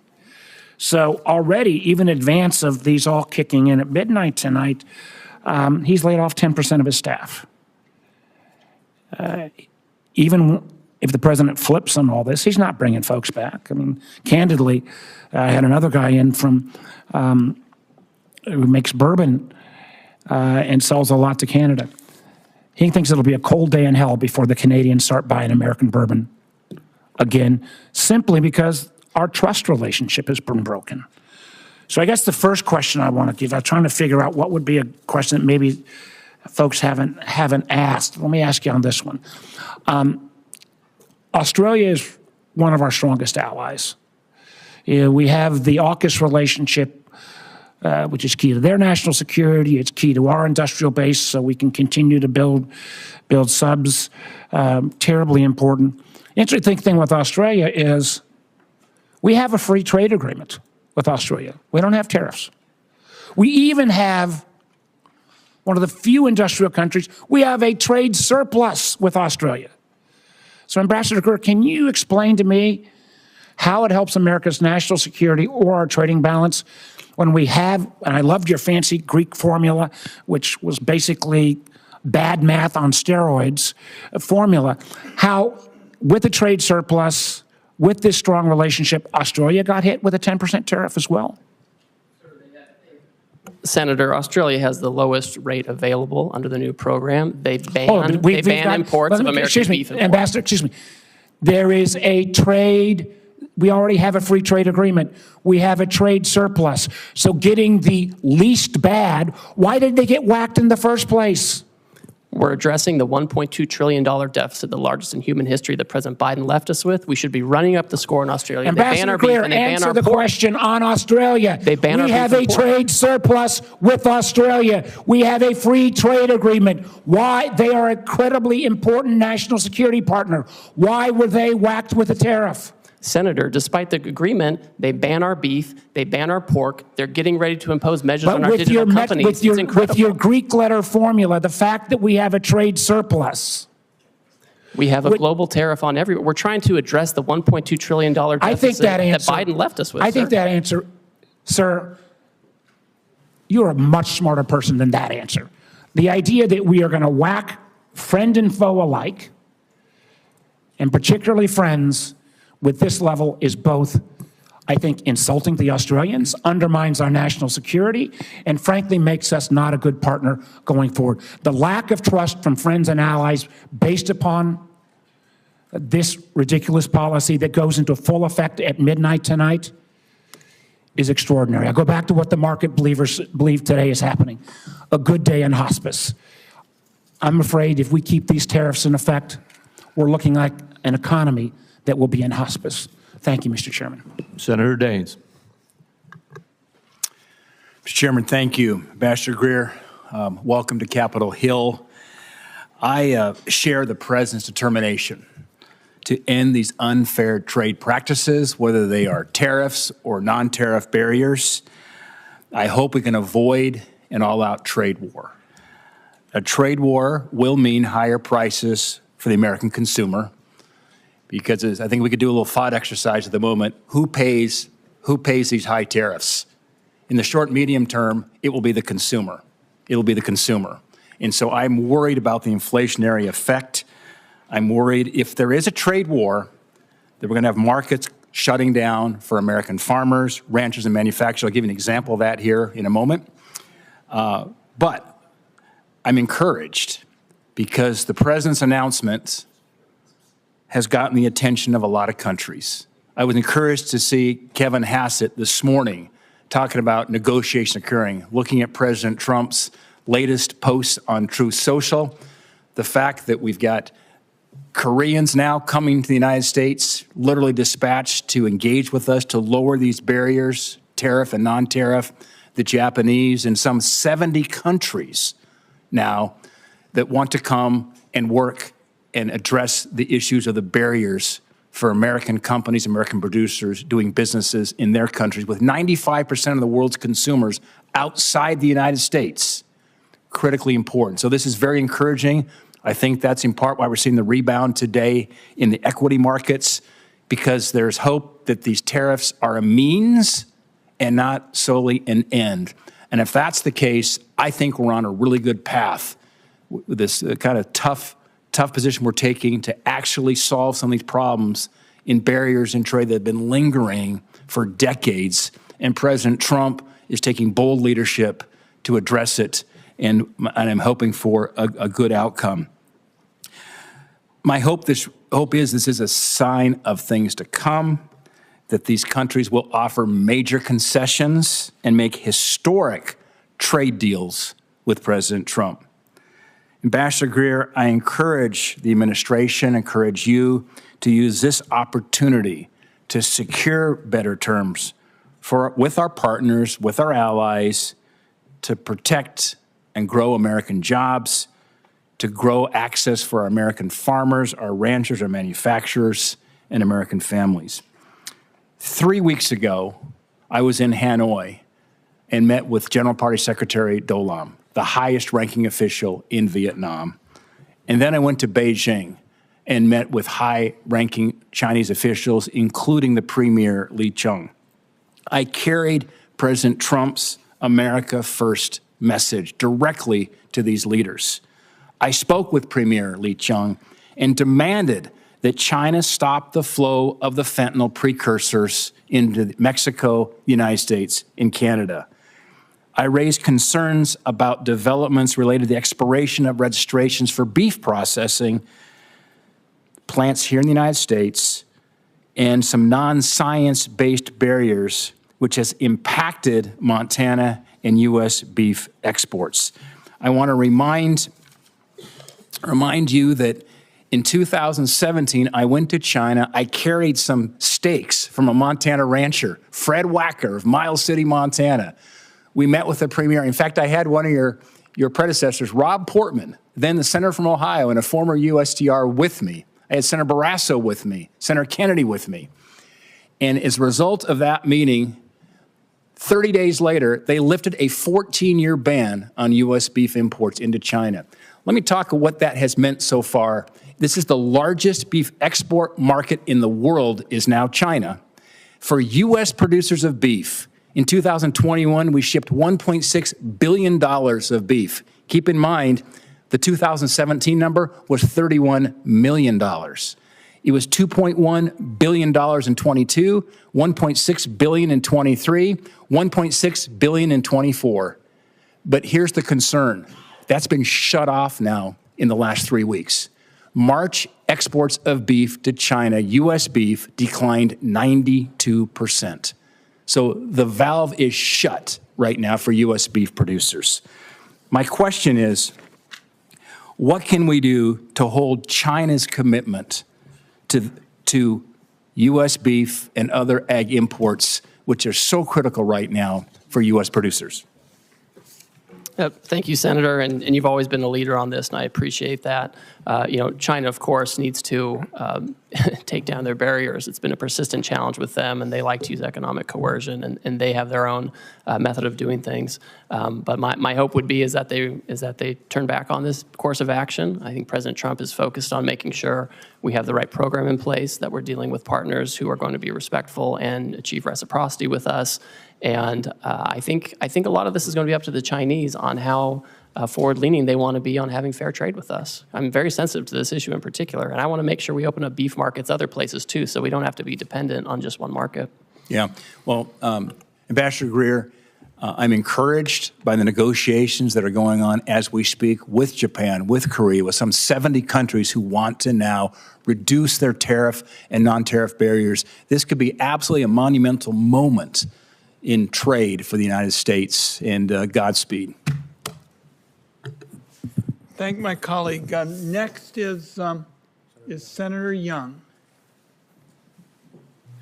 Good to have you here, Ambassador Greer, and let me just begin by commending you. You've been very accessible as we've tried to get some clarity on exactly trade policy and where we're headed and how we expect counterparties to move and all the rest, you return my phone call immediately, and your team's been in touch with mine. And so just that speaks very well of you and the Trump administration, because this is creating some anxiety.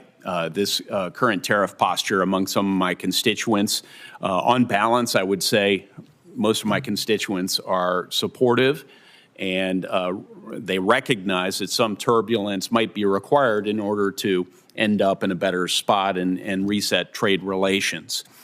I think one of the things I'm hearing from constituents back home is that trade retaliation doesn't fall on everyone evenly. It has a different impact on a New York tech firm than it might have on a Hoosier soybean farmer. And I hope that's something that's being factored into your analysis as you think about how foreign countermeasures could impact the American economy generally, and then in terms of particular sectors and parts of the country. So unpacking those trade-offs for the American people, I think is going to be very important moving forward. In Indiana, rural communities and export-driven manufacturers oftentimes feel the consequences, and they feel the consequences first. So, Ambassador Greer, is USTR actively mapping out which sectors and regions are going to bear the brunt of certain retaliatory measures and thinking about contingency plans? So, Senator, thank you for your concern. And I know this is something that we all watch. I watch it very closely. The president watches it. Whenever there's any kind of announcement of proposed retaliation, we look at it very closely. We look at the tariff lines. We look at what might get hit. The good news so far is that most countries have said they're not going to retaliate on this and that they would like to seek to talk to us first, find out more about the program, what they can do to meet our goals, which, as you know, we're dealing with an emergency in terms of manufacturing and our trade deficit. And so that is what most countries have chosen to do.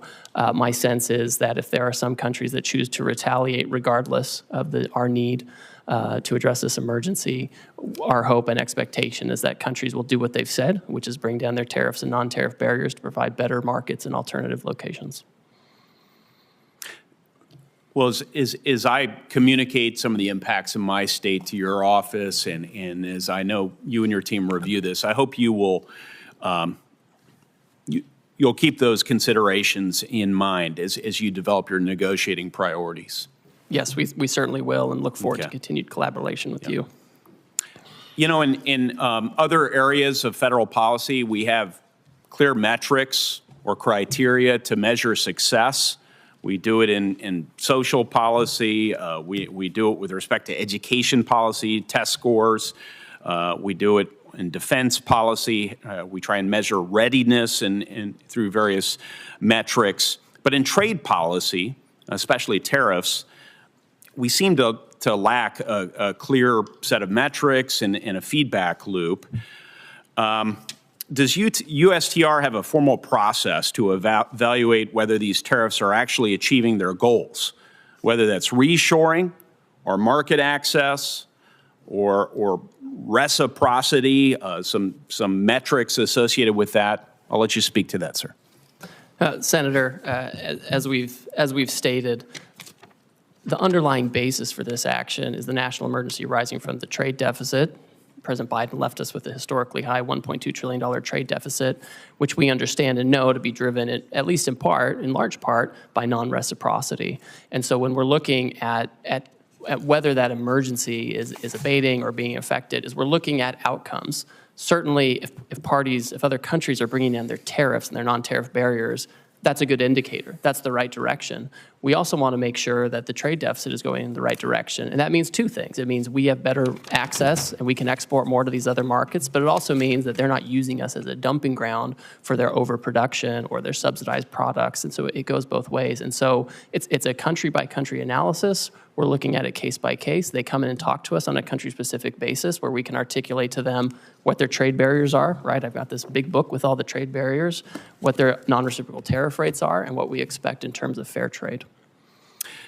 Well, thank you. I'm already over time. It's amazing how quickly we go through this, which is why I really appreciate that direct line to you and your team. I should also mention that we heard from Secretary Bessent to discuss tariffs the other day as well.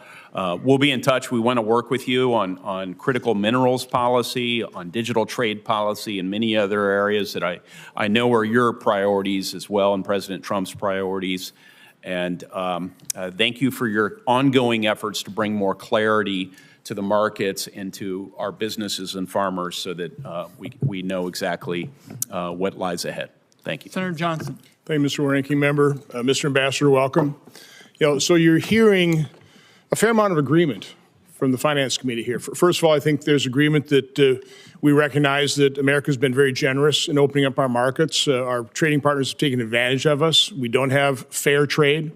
But I think you're also hearing that our constituents rely on trade, and they're going to be harmed by it. So I handed you 10 case studies, and by the way, for the 10 that were willing to go public, probably got another 50 that were concerned if they went public that they may not get the exclusions. Now, I'm somewhat disappointed to hear that exclusions of some of these things are being ruled out at this point in time. They're very specific situations that I think you ought to consider exclusions for, because I don't often agree with the members on the other side of the aisle, but in many cases here today, particularly when they're expressing concern about small businesses in their states, I'm hoping you're and I hope you and the President are very sensitive about companies potentially going bankrupt by these actions. Again, we want fair trade, but I hope you recognize, tariffs are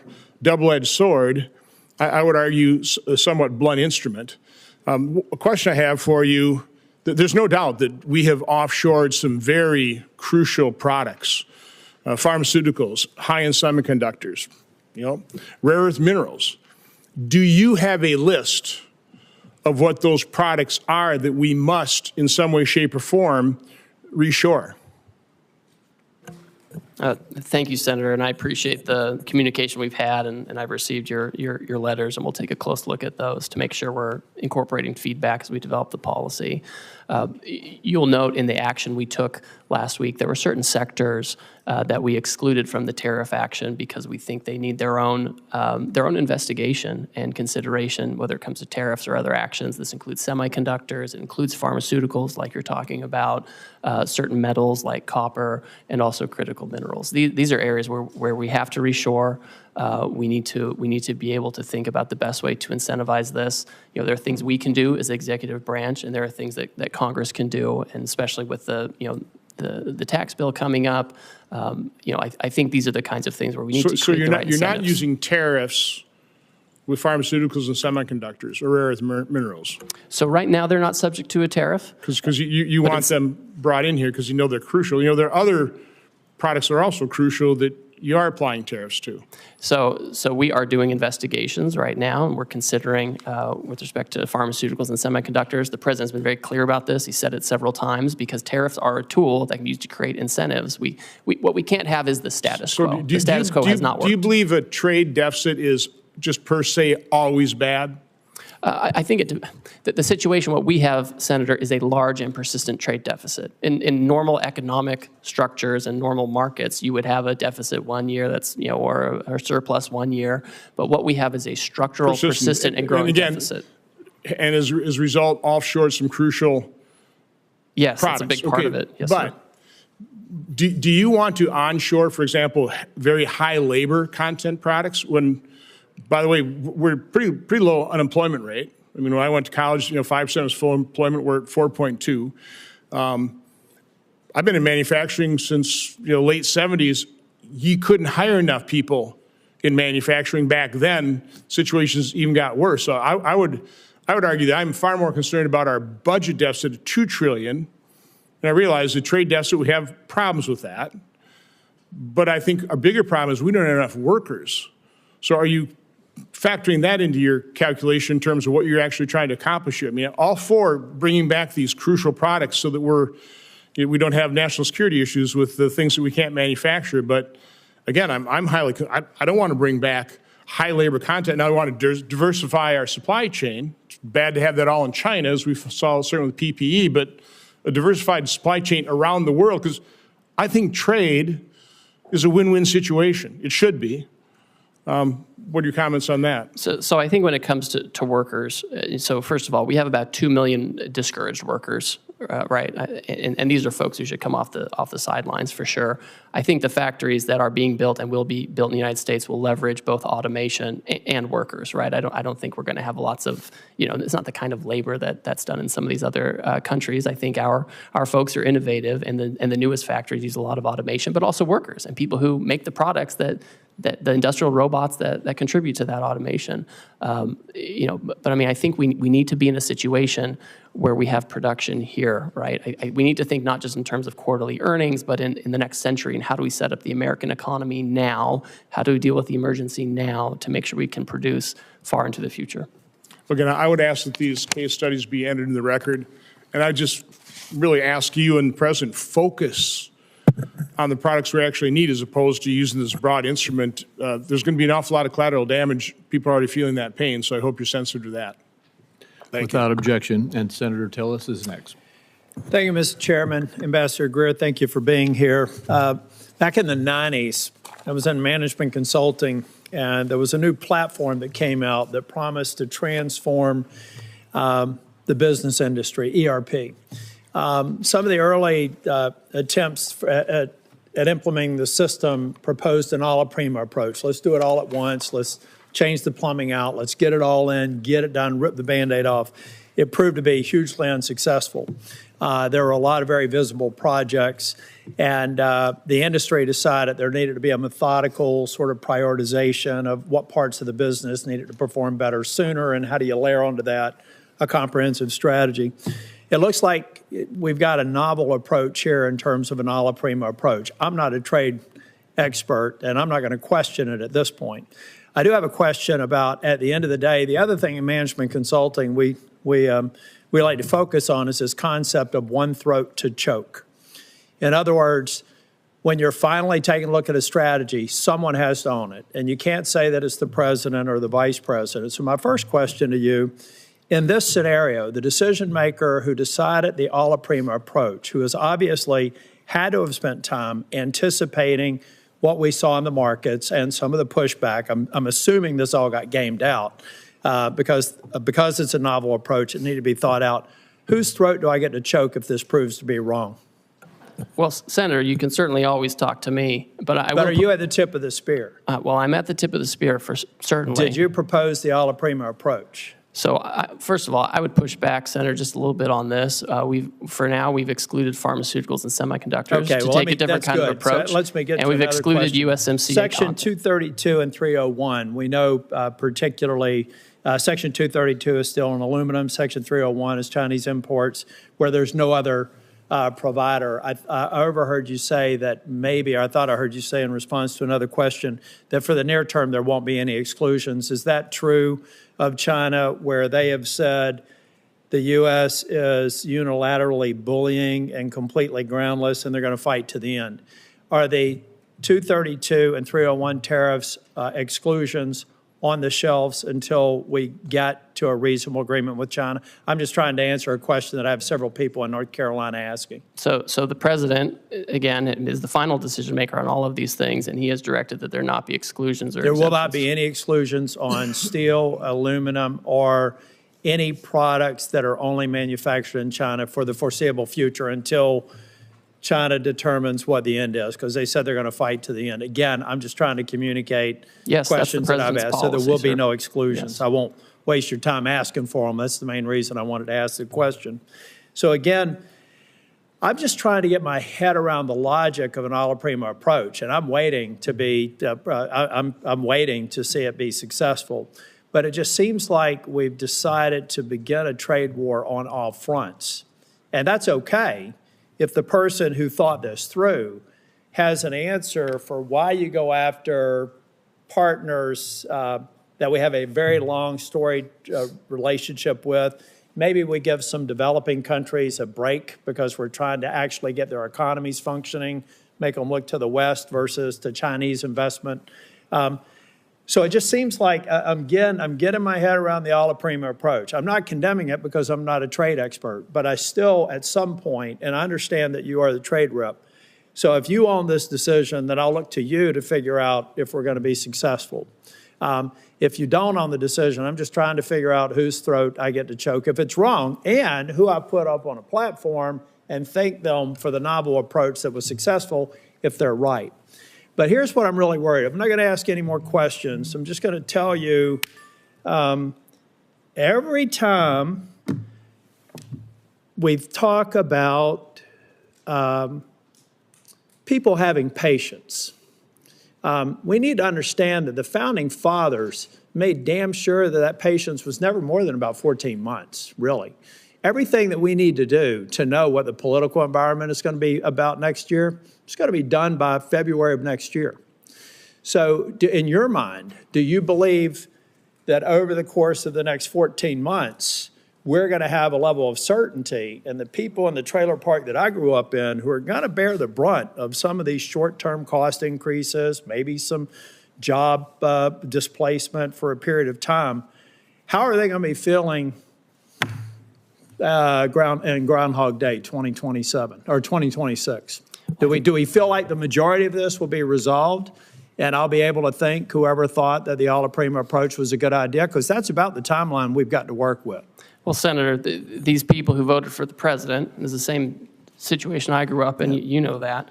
I agree, but let me just finish here because I don't want to get in the way of my colleagues. Yes. I'll be 65 in August.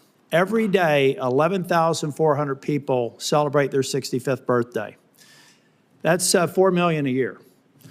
So there, let's say from 60 to 65, people look at their 401k statements. They did vote for President Trump. They voted for me. I hope that they will again in both cases. Well, maybe not the president, but I intend to run for re-election. I'm just trying to figure out if they're going to feel good about this, because a long-term play in American politics and a long-term play in American policy, public policy formation, is about 12 months from the beginning of an administration. I wish you well, but I am skeptical. Thank you. Senator Smith. Thank you, Senator Crapo, and welcome, Ambassador Greer.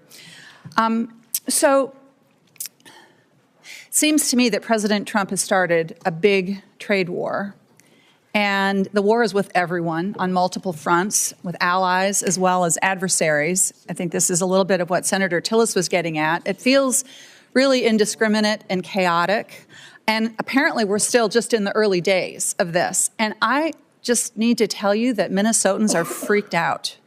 Farmers who are experiencing, you and I have talked about this, one of the worst farm economies in the last 25 years are looking at lower prices and higher input costs. Minnesotans who work on the Iron Range, which is the source of 80% of the iron ore that goes into American-made steel, they want fair trade. They want us to stand up to illegal steel dumping, but like 500 of them have been laid off because the demand for American cars has been slumping. I mean, I could go on in every sector. Consumers are freaked out. This looks like a giant sales tax to them, retirement stock market plummeting, and it's very hard for people to understand what is going on here. So what I want to do is to get an understanding from you of what you see as the goals of this war that we're in, because at various times it's been described as goals to raise revenue, to stop fentanyl trafficking, close trade deficits. So is the goal here to raise revenue for the federal treasury? Senator, this is not a trade war. We have, most countries have said they're not going to retaliate. We have an underlying emergency. The goal of this, of the trade deficit, where President Biden left us with a $1.2 trillion trade deficit, and the goal is to address that, and the offshoring that led to that, and the non-reciprocal treatment that led to that. That's the goal. Certainly there's a tariff revenue effect. If the countries do not do this, then they will be subject to the tariff, and we'll have a tariff on foreign goods instead of American-made goods. So, okay, so if the goal is to close trade deficits, then that would mean that the tariffs are a negotiating tool here. Is that right? Is that how you see it? So the or tariff. Are you trying to use them to? Well, it can go both ways, Senator. So on the first, we've talked a lot about negotiations, because a lot of these countries, they have closed off markets to our exports in unfair ways. They've done it for decades, and nothing has persuaded them. Sitting down, talking nicely hasn't persuaded them. But if you were trying to, so I'm all for fair trade. And I'm all for the idea that if somebody is not trading fairly with us, if they're not giving us fair markets, then we need to have a strategy to go after that. But yet this is a blanket approach. It's an across-the-board approach, which is going to contribute to raising costs, and that's why it just feels, I think, so chaotic to people. Well, the trade deficit is a global issue. So you can't if you're trying to get the trade deficit, you can't just pick one or two countries and say, we're going to do this and become Swiss cheese. Like that would not be coherent. What's coherent has a global approach to what's a global issue, to take these countries country by country, figure out how we can address our trade deficit with them and address trade market barriers with them. And that's the right approach. And that's what's happening. That's what the president's directed. But I mean, as Senator Warner was pointing out, I guess it's a floor, you could call it, a 10% tariff, even with countries where we have a trade surplus. And by the way, this formula that the administration used to assign this so-called reciprocal tariff it just seems so arbitrary. I mean, where did that formula come from? It's straightforward and it's common sense. It came from White House economists, and they proposed that looking at a country's trade deficit is a good approximation of the net effect of the unfairness, of the higher tariff rates, the higher trade barriers, the unfair trade practices, the dumping, the subsidies, all of that. And that's how you can capture that. Well, so would you adapt that because it's based on 1 year, and of course, trade surpluses, deficits can vary quite a bit from year to year. Would your plan be to change it if you get new yearly data? And then that would suggest, I guess, that the tariffs would be in place for a long time. Well, we need to assess. Again, I think it becomes country by country. We have the baseline 10% to make sure there's no arbitraging of different jurisdictions.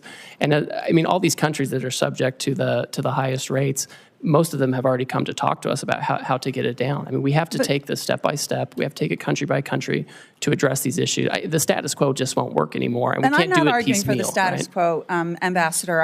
I'm not arguing for the status quo, but I am questioning the rationality of this policy that it's so chaotic, and it seems so arbitrary. And it seems so internally inconsistent because, for example, if your goal is to onshore manufacturing, something that I think many of us on this side of the dais believe strongly that we need to be making things in this country again, but then that would suggest that these tariffs need to be in place for a very long time because what capital wants is consistency and stability and predictability. Yet at the same time, the administration seems to be arguing that we would be, waiving some of these tariffs if we could somehow magically negotiate, 50 new trade agreements with 50 different countries. I know my time is up here. I wanted to ask you a question about trade adjustment assistance, which I will follow up as a question for the record. But again, I think that my constituents are freaking out here, and I understand why. Thank you. Senator Lujan. Thank you, Mr. Chairman. Thanks for holding this hearing. Now, Mr. Greer, it's been less than a week since President Trump started this, what I'll describe as a reckless tariff war. It certainly feels that way. Families are seeing higher costs. Businesses across the country are hurting, and we've seen one of the worst drops in the stock market in over 35 years. Do you believe that there's currently higher costs a week after the president put these tariffs into place? Senator, we haven't yet seen how those costs are going to be allocated between the foreign producers and their importers here. We haven't seen the data on that yet. Do you believe businesses are hurting a week after President Trump put these tariffs into place? I've heard from a lot of businesses. Some of them are excited about the prospects. Some are concerned because they're import dependent instead of U.S. product dependent. So I know there are varying views on this. Let me ask this question, because this one's based completely on fact, on something I think you look at every day. You probably have some of these numbers in your phone that I'm guessing might be in your pocket. Have we seen one of the worst drops in the stock market in over 35 years? We've certainly seen volatility. Have we seen one of the worst drops in the stock market in over 35 years? I think, and Senator Warner talked about this. We'll move on. If you don't want. Well, I know everyone's concerned about Wall Street, and I'm just concerned about Main Street and getting these jobs back, Okay, let's talk about Main Street, Mr. Greer. Last time you were here, I asked if President Trump's trade war would hurt New Mexico businesses and families. You dodged my question. You told me, quote, I can't guarantee economic outcomes. When I pressed you, you told me that you want me to, quote, you asked me to, quote, hear from me on what the impacts of these tariffs are. Well, Mr. Greer, I'm here to tell you today, New Mexicans are hurting. I understand why you would not guarantee that New Mexicans wouldn't be hurt, because you probably knew what I thought then that we now see today, that this is hurting people back home. Now, I want to ask you the same question again. Yes or no, will President Trump's tariffs harm New Mexican businesses and families? Senator, I just don't think they will. Right now, you have duty-free trade with Canada and Mexico, where they comply with the rules, where they have U.S., Mexican, and American content. I mean, this is designed, and I would hope that being a border state, this is something that you find valuable, and that's what we're trying to do. We're trying to incentivize production in the United States. We want North America to be competitive, and this is. We can't have the status quo. We have to have a situation where we have manufacturing here, where we have foreign market access for our producers, and we want New Mexico families and companies and communities to prosper. Mr. Greer, do you agree with President Trump that families are going to have to feel a little pain? I'm not going to speak for the president. I didn't ask for you to speak for him. I know none of you have the courage to stand up to him.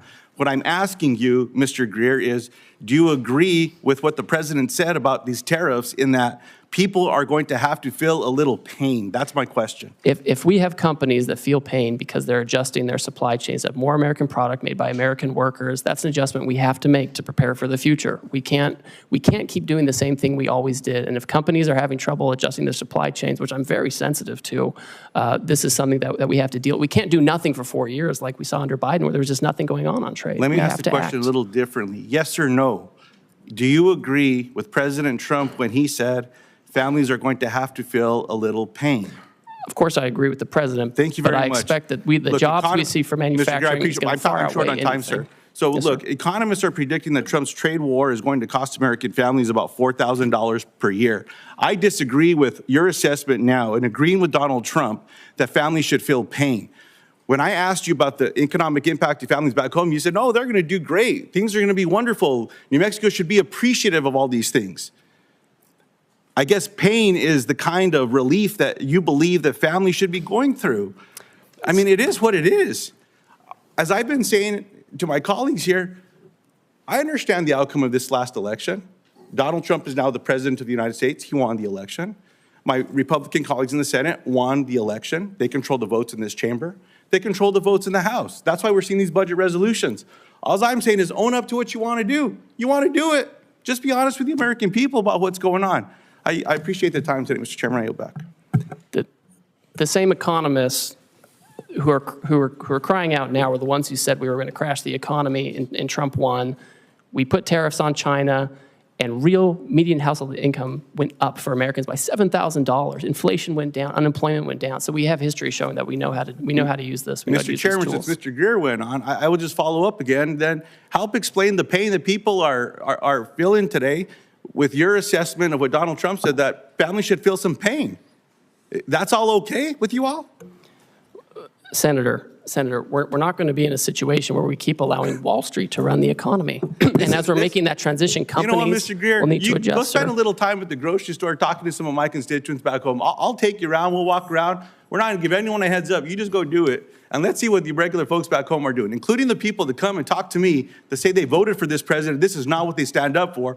Farmers and ranchers are getting the short end of the stick from USDA, where these grants are being cut, and they say, oh, no, it's because we don't want to give people food. Baloney. You're cutting the lifeline for these farmers and ranchers as well, in addition to what's happening with these inputs with tariffs.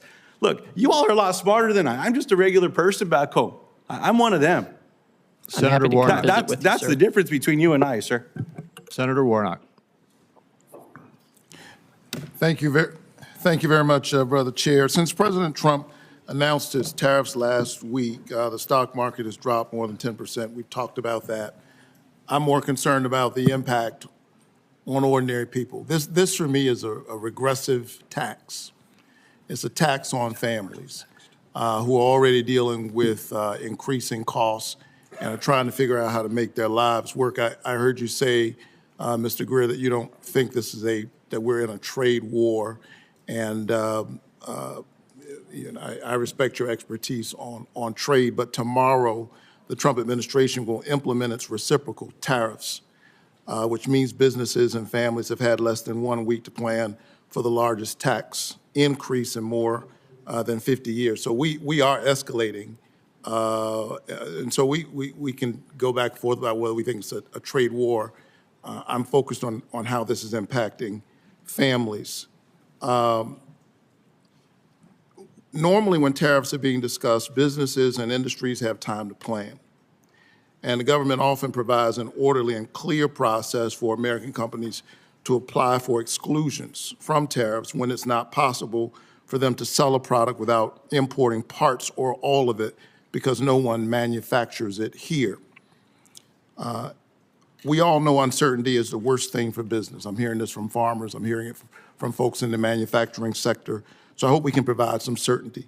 What should a multinational retailer do about their products made only overseas or that contain parts only made overseas? We're seeing this in our automotive sector in Georgia.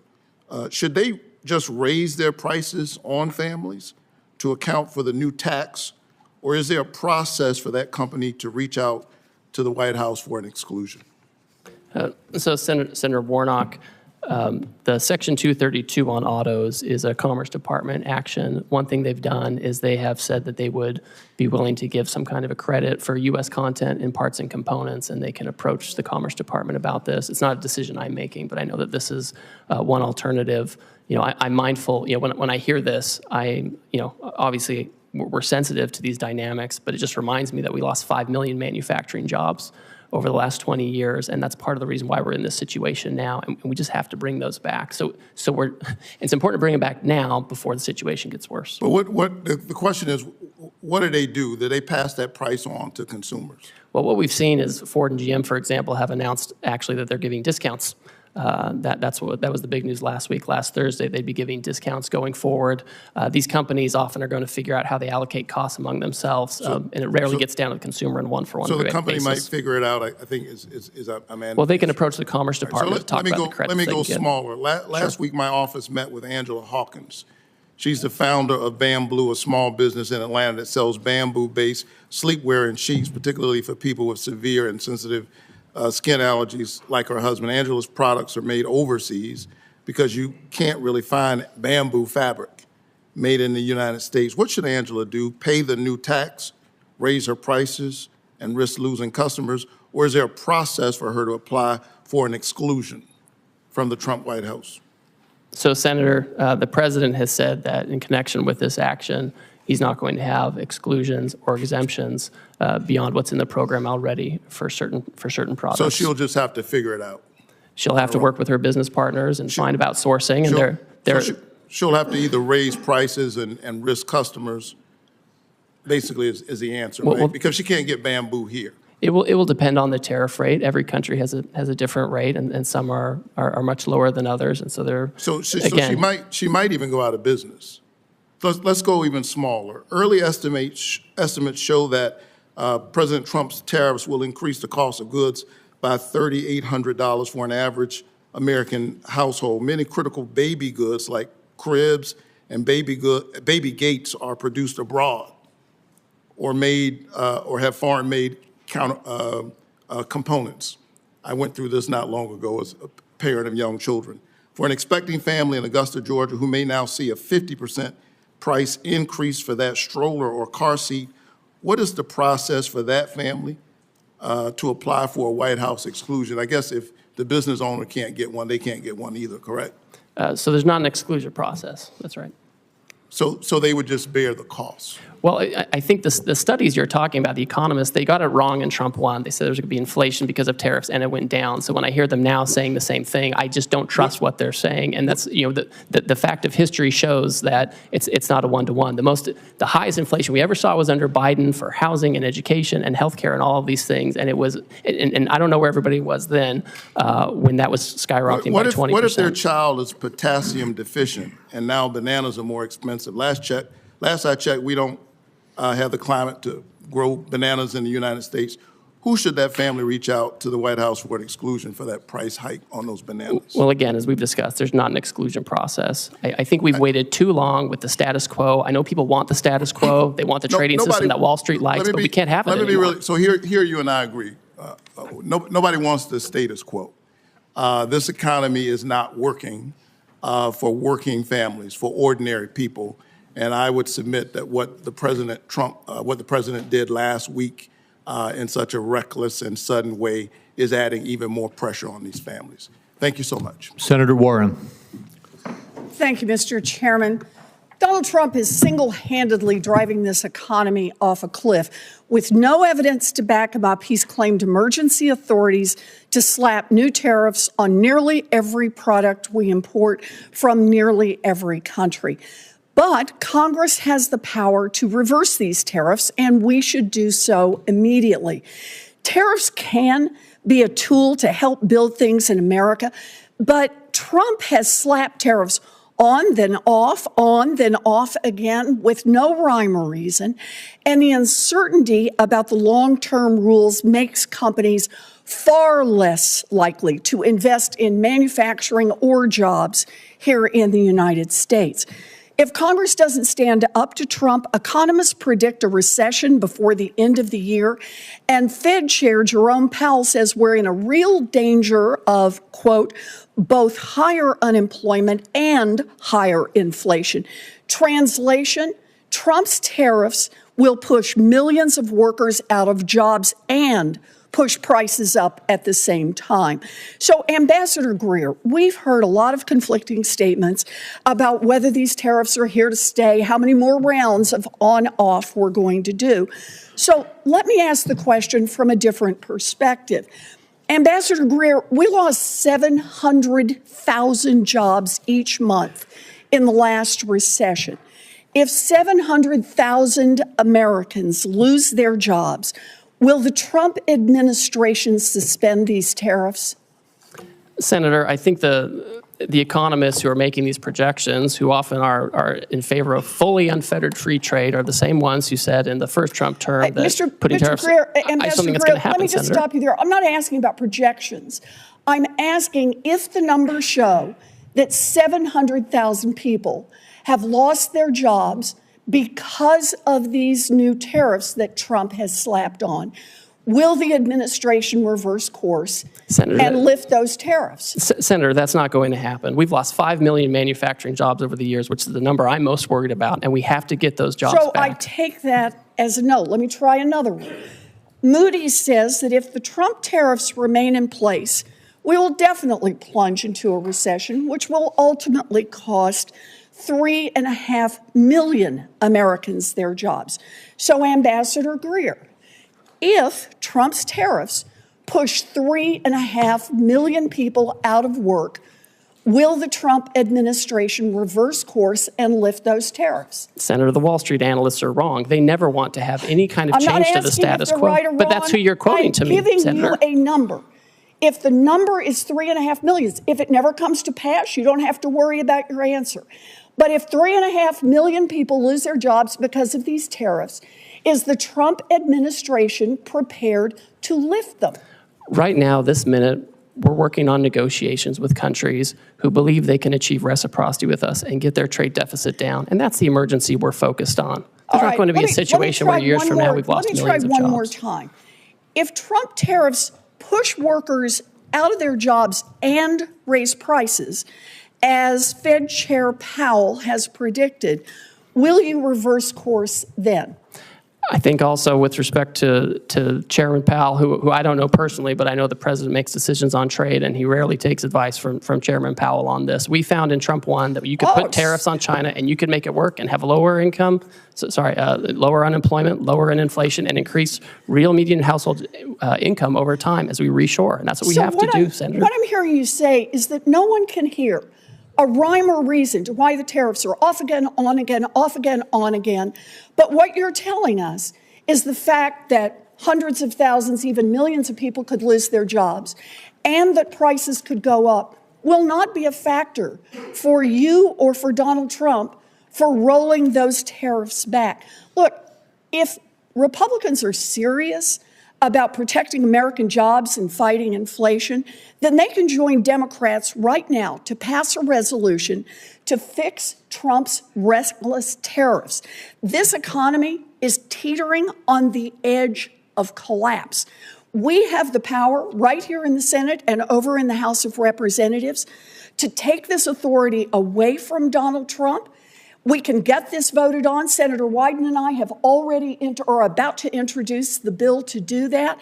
And if Republicans are serious about not playing the red light, green light with tariffs, but instead about protecting our economy, our families, our jobs, and keeping prices low, then Republicans should join us on that.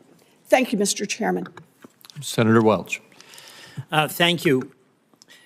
You know, there's a place for tariffs on China. Targeted tariffs make some sense. What is being rolled out and the way this is being done is so destructive and so reckless and so irresponsible that it's creating nothing but economic chaos, uncertainty, and suffering for a lot of people. These are really disastrous for Vermont. I just want to go through this question of how do these roll out? You did not set, as our trade representative, the tariff rates on all of these countries that were on display when the president announced them, right? Senator, the president made a decision on how he wanted to have the tariff set, and the economic cabinet advised him on that. Right, but you did not set like the 50% rate on Lesotho. I personally didn't, no. Yeah, can you explain how that makes any sense? So the way that the methodology works is the emergency we're talking about is premised on the trade deficit, which we think is well, I'm to explain the methodology, Senator, if you want to hear it. This has got to get concrete, because this has real impacts on everyday people. So the rhetoric about what the goals are when the rollout is so in conflict with achieving anything other than economic downturn, how did the 50% rate on Lesotho be decided? So when you have White House economists who assess the trade deficit. But you had no role in it? Well, I certainly had a role in it. Everyone was advising the president on how to do this. Tell me why I came up with 50% for Lesotho. Well, I'd like to tell you, Senator. So when you look at a country's trade deficit, we believe that captures some of the unfairnesses, and you have to have a uniform methodology. You can't be arbitrary or capricious. I'm going to keep going, because Lesotho does diamonds, and, you know. I'm happy to talk more to you about the methodology. There is, I mean, my sense is there is no methodology. I asked ChatGPT, and basically they came up with some formula. Well, that's not true. Well, here's how it looks. Donald Trump just got fed up and said, what the heck, we'll just go with this formula that makes no sense. Number two, the issue of these tariffs. Now, the phone is ringing off the hook at the White House from countries wanting to get a break, right? They want to talk about how to have reciprocal trade with us and how to get that deficit down. That's right. So here's the structural issue that is really alarming to me, and I hope to all of us. We are using these tariffs, or the president is using these tariffs, from going from an economy that's based on competition to one that's based on access. You know, in a competitive economy, your product, your service determines the outcome and how well you do. In an access economy, it's who's got Donald Trump's number, who's got your number, who's got Lutnick's number, and you call up and you get a break. That's an access economy. Is this going to be the arbitrary authority of the president to decide, yes, we'll cut the Vietnam tariff, and no, we'll sustain the tariff on Lesotho? The way this works, Senator, is we have longstanding relationships with trade officials in these foreign countries, and they work with our staff, our career staff, and they develop, if someone comes to us with an offer, we review it, we analyze it, and we present it to the president. They're calling the president. I mean, you've got Donald Trump as president basically picking and choosing winners and losers, and who knows on what basis. That's not a trade regime that anybody can count on. That's something they can game if they know you, they know Lutnick, they know Donald Trump. You know, that I think was what Senator Warnock was asking about. We've got farmers on the border with Canada. They get their grain. It's going to be 25% hit. We've got consumers whose electricity bills are going up because of retaliation from Canada. Can they make a call to you, to Howard Lutnick, to the president, and ask for relief? Well, we certainly talk to all kinds of constituents. We talk to labor unions, we talk to civil society, we talk to business. I would say with Canada and Mexico, they receive duty-free treatment for things that follow the rules of USMCA. If they bring in Chinese content and send it down, they won't get a break. Let me tell you the frustration I have. there is a place for targeted tariffs to help us and also to push back on unfair trade practices. I support that. That's not what this is. This is utter chaos, arbitrary and willful on the part of the president that is setting up a dynamic where he picks winners and losers rather than companies compete to do the best they can and have the benefit of good work and a good product. Mr. Chairman, I yield back. Thank you. Senator Barrasso. Thank you, Mr. Chairman. Well, appreciate you being here to answer questions. Look, I'm concerned from Wyoming and for workers across the country. I'm worried that foreign competitors continue to use unfair trade practices against the United States, against our workers, against our producers. These practices threaten our economic security, our prosperity. We want a safe and prosperous nation. Workers in my home state and across the country are paying the price. So can you just talk a little bit about how you determine if foreign trade and economic practices constitute an emergency for our country? And I just heard our previous speaker talk about asking ChatGPT. I'm not going to do that. I'm going to ask you, how is it that we determine if foreign trade and economic practices constitute an emergency for our country? Thank you, Senator. In the first instance, when the president declares an emergency, he has to consider where there is, the conditions that may impact national and economic security. And so for him, he took a look at our trade deficit, which was the largest in human history under President Biden, 1.2 trillion. And we looked at what the effect of that was. And it includes loss of 5 million manufacturing jobs, loss of 90,000 factories, loss of competitiveness with China in advanced technology. And then we looked at what are some of the causes of the trade deficit. And certainly there's currency manipulation, there's other currency factors, but also non-reciprocity in trade, barriers overseas, whether tariffs or non-tariff barriers that keep us out, unfair trading practices like dumping and other things that push things into our market, or subsidies, or state-directed economies. And so those are the things we look at. And then when you move to the countries, obviously it's common sense to have a baseline to make sure there's no cheating and that we can get at the deficit broadly based, and then to have a higher rate for those who have who pose the biggest challenges in terms of the trade deficit and unfair practices.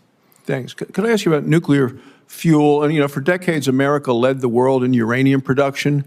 Today, there's virtually no commercial enrichment capacity. We're dangerously dependent on imports from other countries. Congress took a strong stand by banning Russian uranium imports. We're now seeing a troubling shift with increased uranium imports coming from China. And we think it's the uranium from Russia going to China, which they then sell to the United States. So we've simply replaced one adversary with another. This poses to me a serious threat to our national security, to our energy independence. Wyoming has the resources and the workforce to revive American uranium production. But what we know is that subsidized foreign uranium from China and from Russia threatens to undermine our domestic industry. Well, you're going to support efforts to end uranium imports from China as we continue to try to build our U.S. nuclear supply. Senator, I'm happy to talk to you about that and the best way to implement that kind of action. Great. Market access for Wyoming beef. Our ranchers are seeing what you recently did, what the president has recently done, and say it's about time. I know you heard a lot about market access today. Just specifically discuss market access for American beef. It's our #1 cash crop in Wyoming. Our ranchers produce some of the highest quality beef in the world, yet our beef faces significant barriers in key foreign markets. So I do appreciate your office's efforts to document the numerous barriers that unfairly block American beef exports. For example, Thailand imposes a 50% tariff on American beef. The European Union's numerous, quote, Green Deal restrictions limit market opportunities for our ranchers. Australia's barriers prevent the sale of a safe, high-quality American beef. They've sold $29 billion into our country. We can't sell a hamburger there. So Wyoming beef producers have felt the direct impact of these unfair trade practices, and I say it's our #1 cash crop. What steps do you see being taken now to open new markets and ensure fair access for our beef around the world where we've been blocked? So, Senator, as everyone knows, we have a lot of countries coming to talk to us right now who want to have more reciprocal trade, get their trade deficit down. And obviously part of that is making sure we have access for products like beef, making sure we're exporting products like beef. I've talked to the Australians about this issue. It's always surprising because they're a great partner for us globally. This is a big issue with them. Southeast Asia as well. These are things that are on our list when people come to talk to us. It's something we've recorded for years, and we expect countries to change this. Great. Thank you. In terms of critical minerals, we sit on vast deposits of critical minerals in Wyoming essential for our national security. Our state has significant reserves of rare earth elements. You know, are there some trade initiatives that you're taking right now that are going to pursue to counter China's dominance in the critical minerals world, both in terms of production as well as refinement? Yes, well, I know, for example, this is at the Commerce Department, but I know they're considering whether they need to take some kind of an action and looking into potential Section 232 investigation of critical minerals to know, how we can get that here, how we can get processing here and our near abroad, how to make sure we're not dependent on China for those things. Thank you, Mr. Chairman.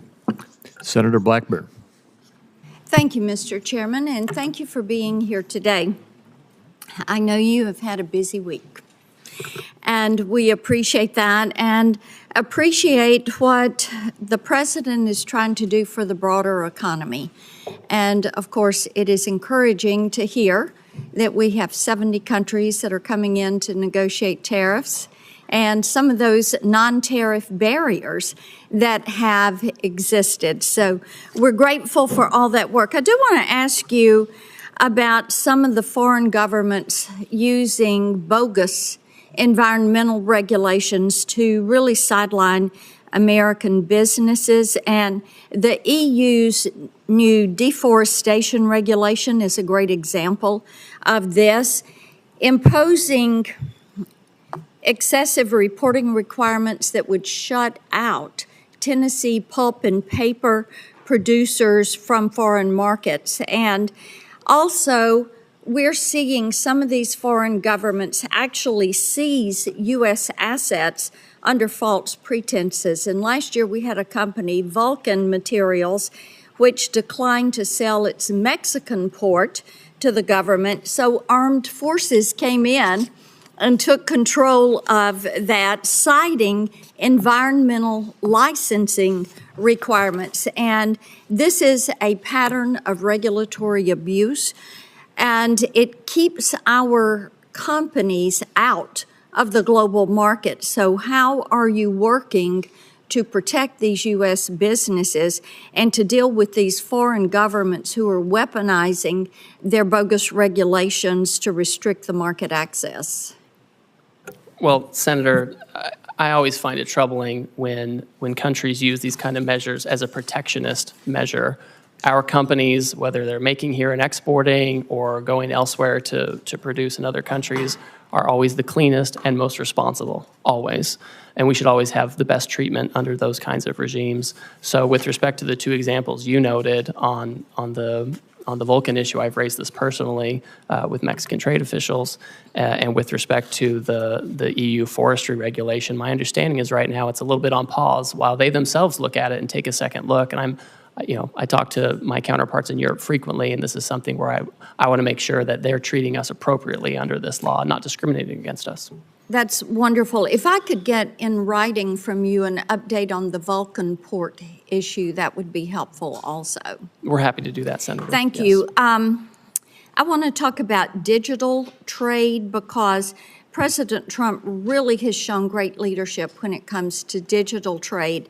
And that was a part of the negotiations on the USMCA.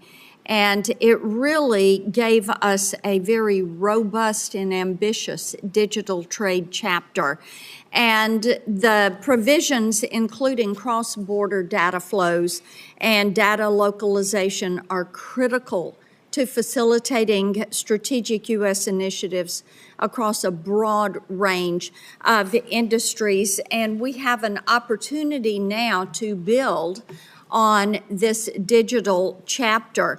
So, and I think that could really pave a way to add other provisions on critical issues such as AI, such as quantum computing that we are dealing with. So how could you use this digital trade chapter that we have in the USMCA to expand that globally as we look at negotiating new trade agreements?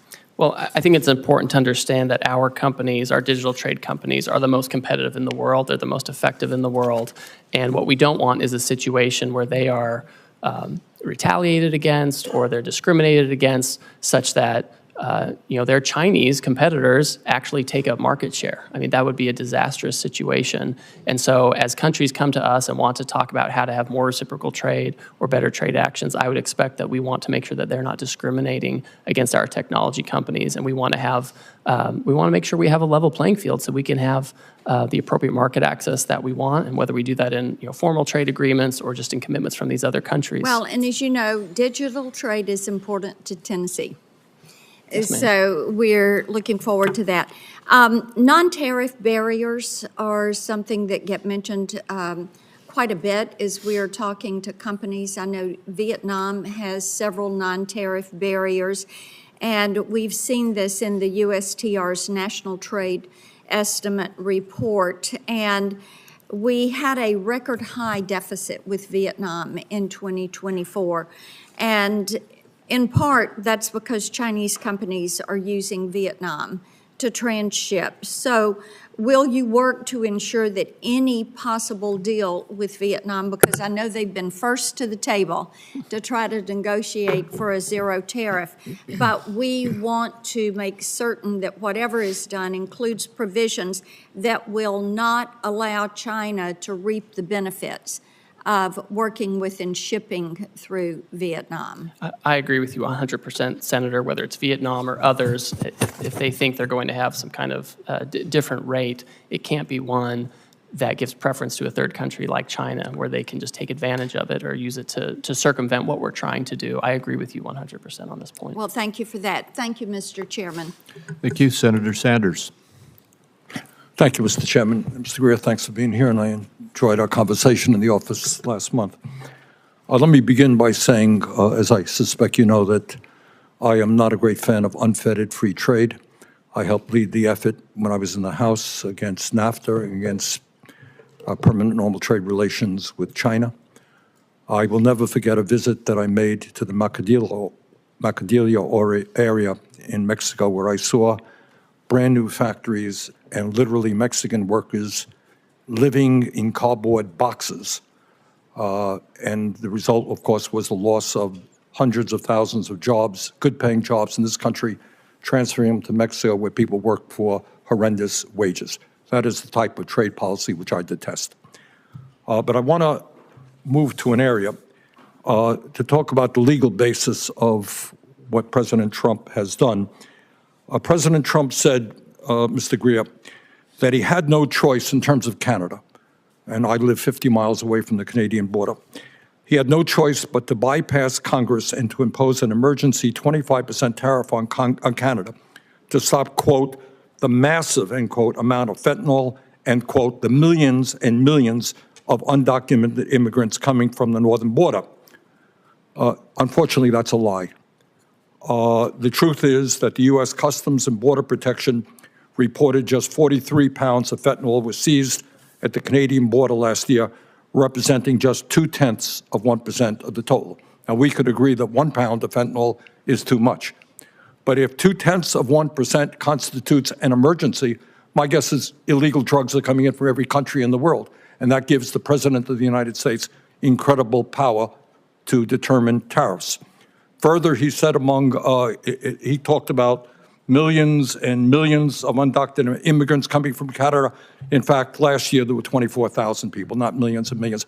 First question, really, we can argue about tariffs, but why does the president have to lie all of the time in order to make his point?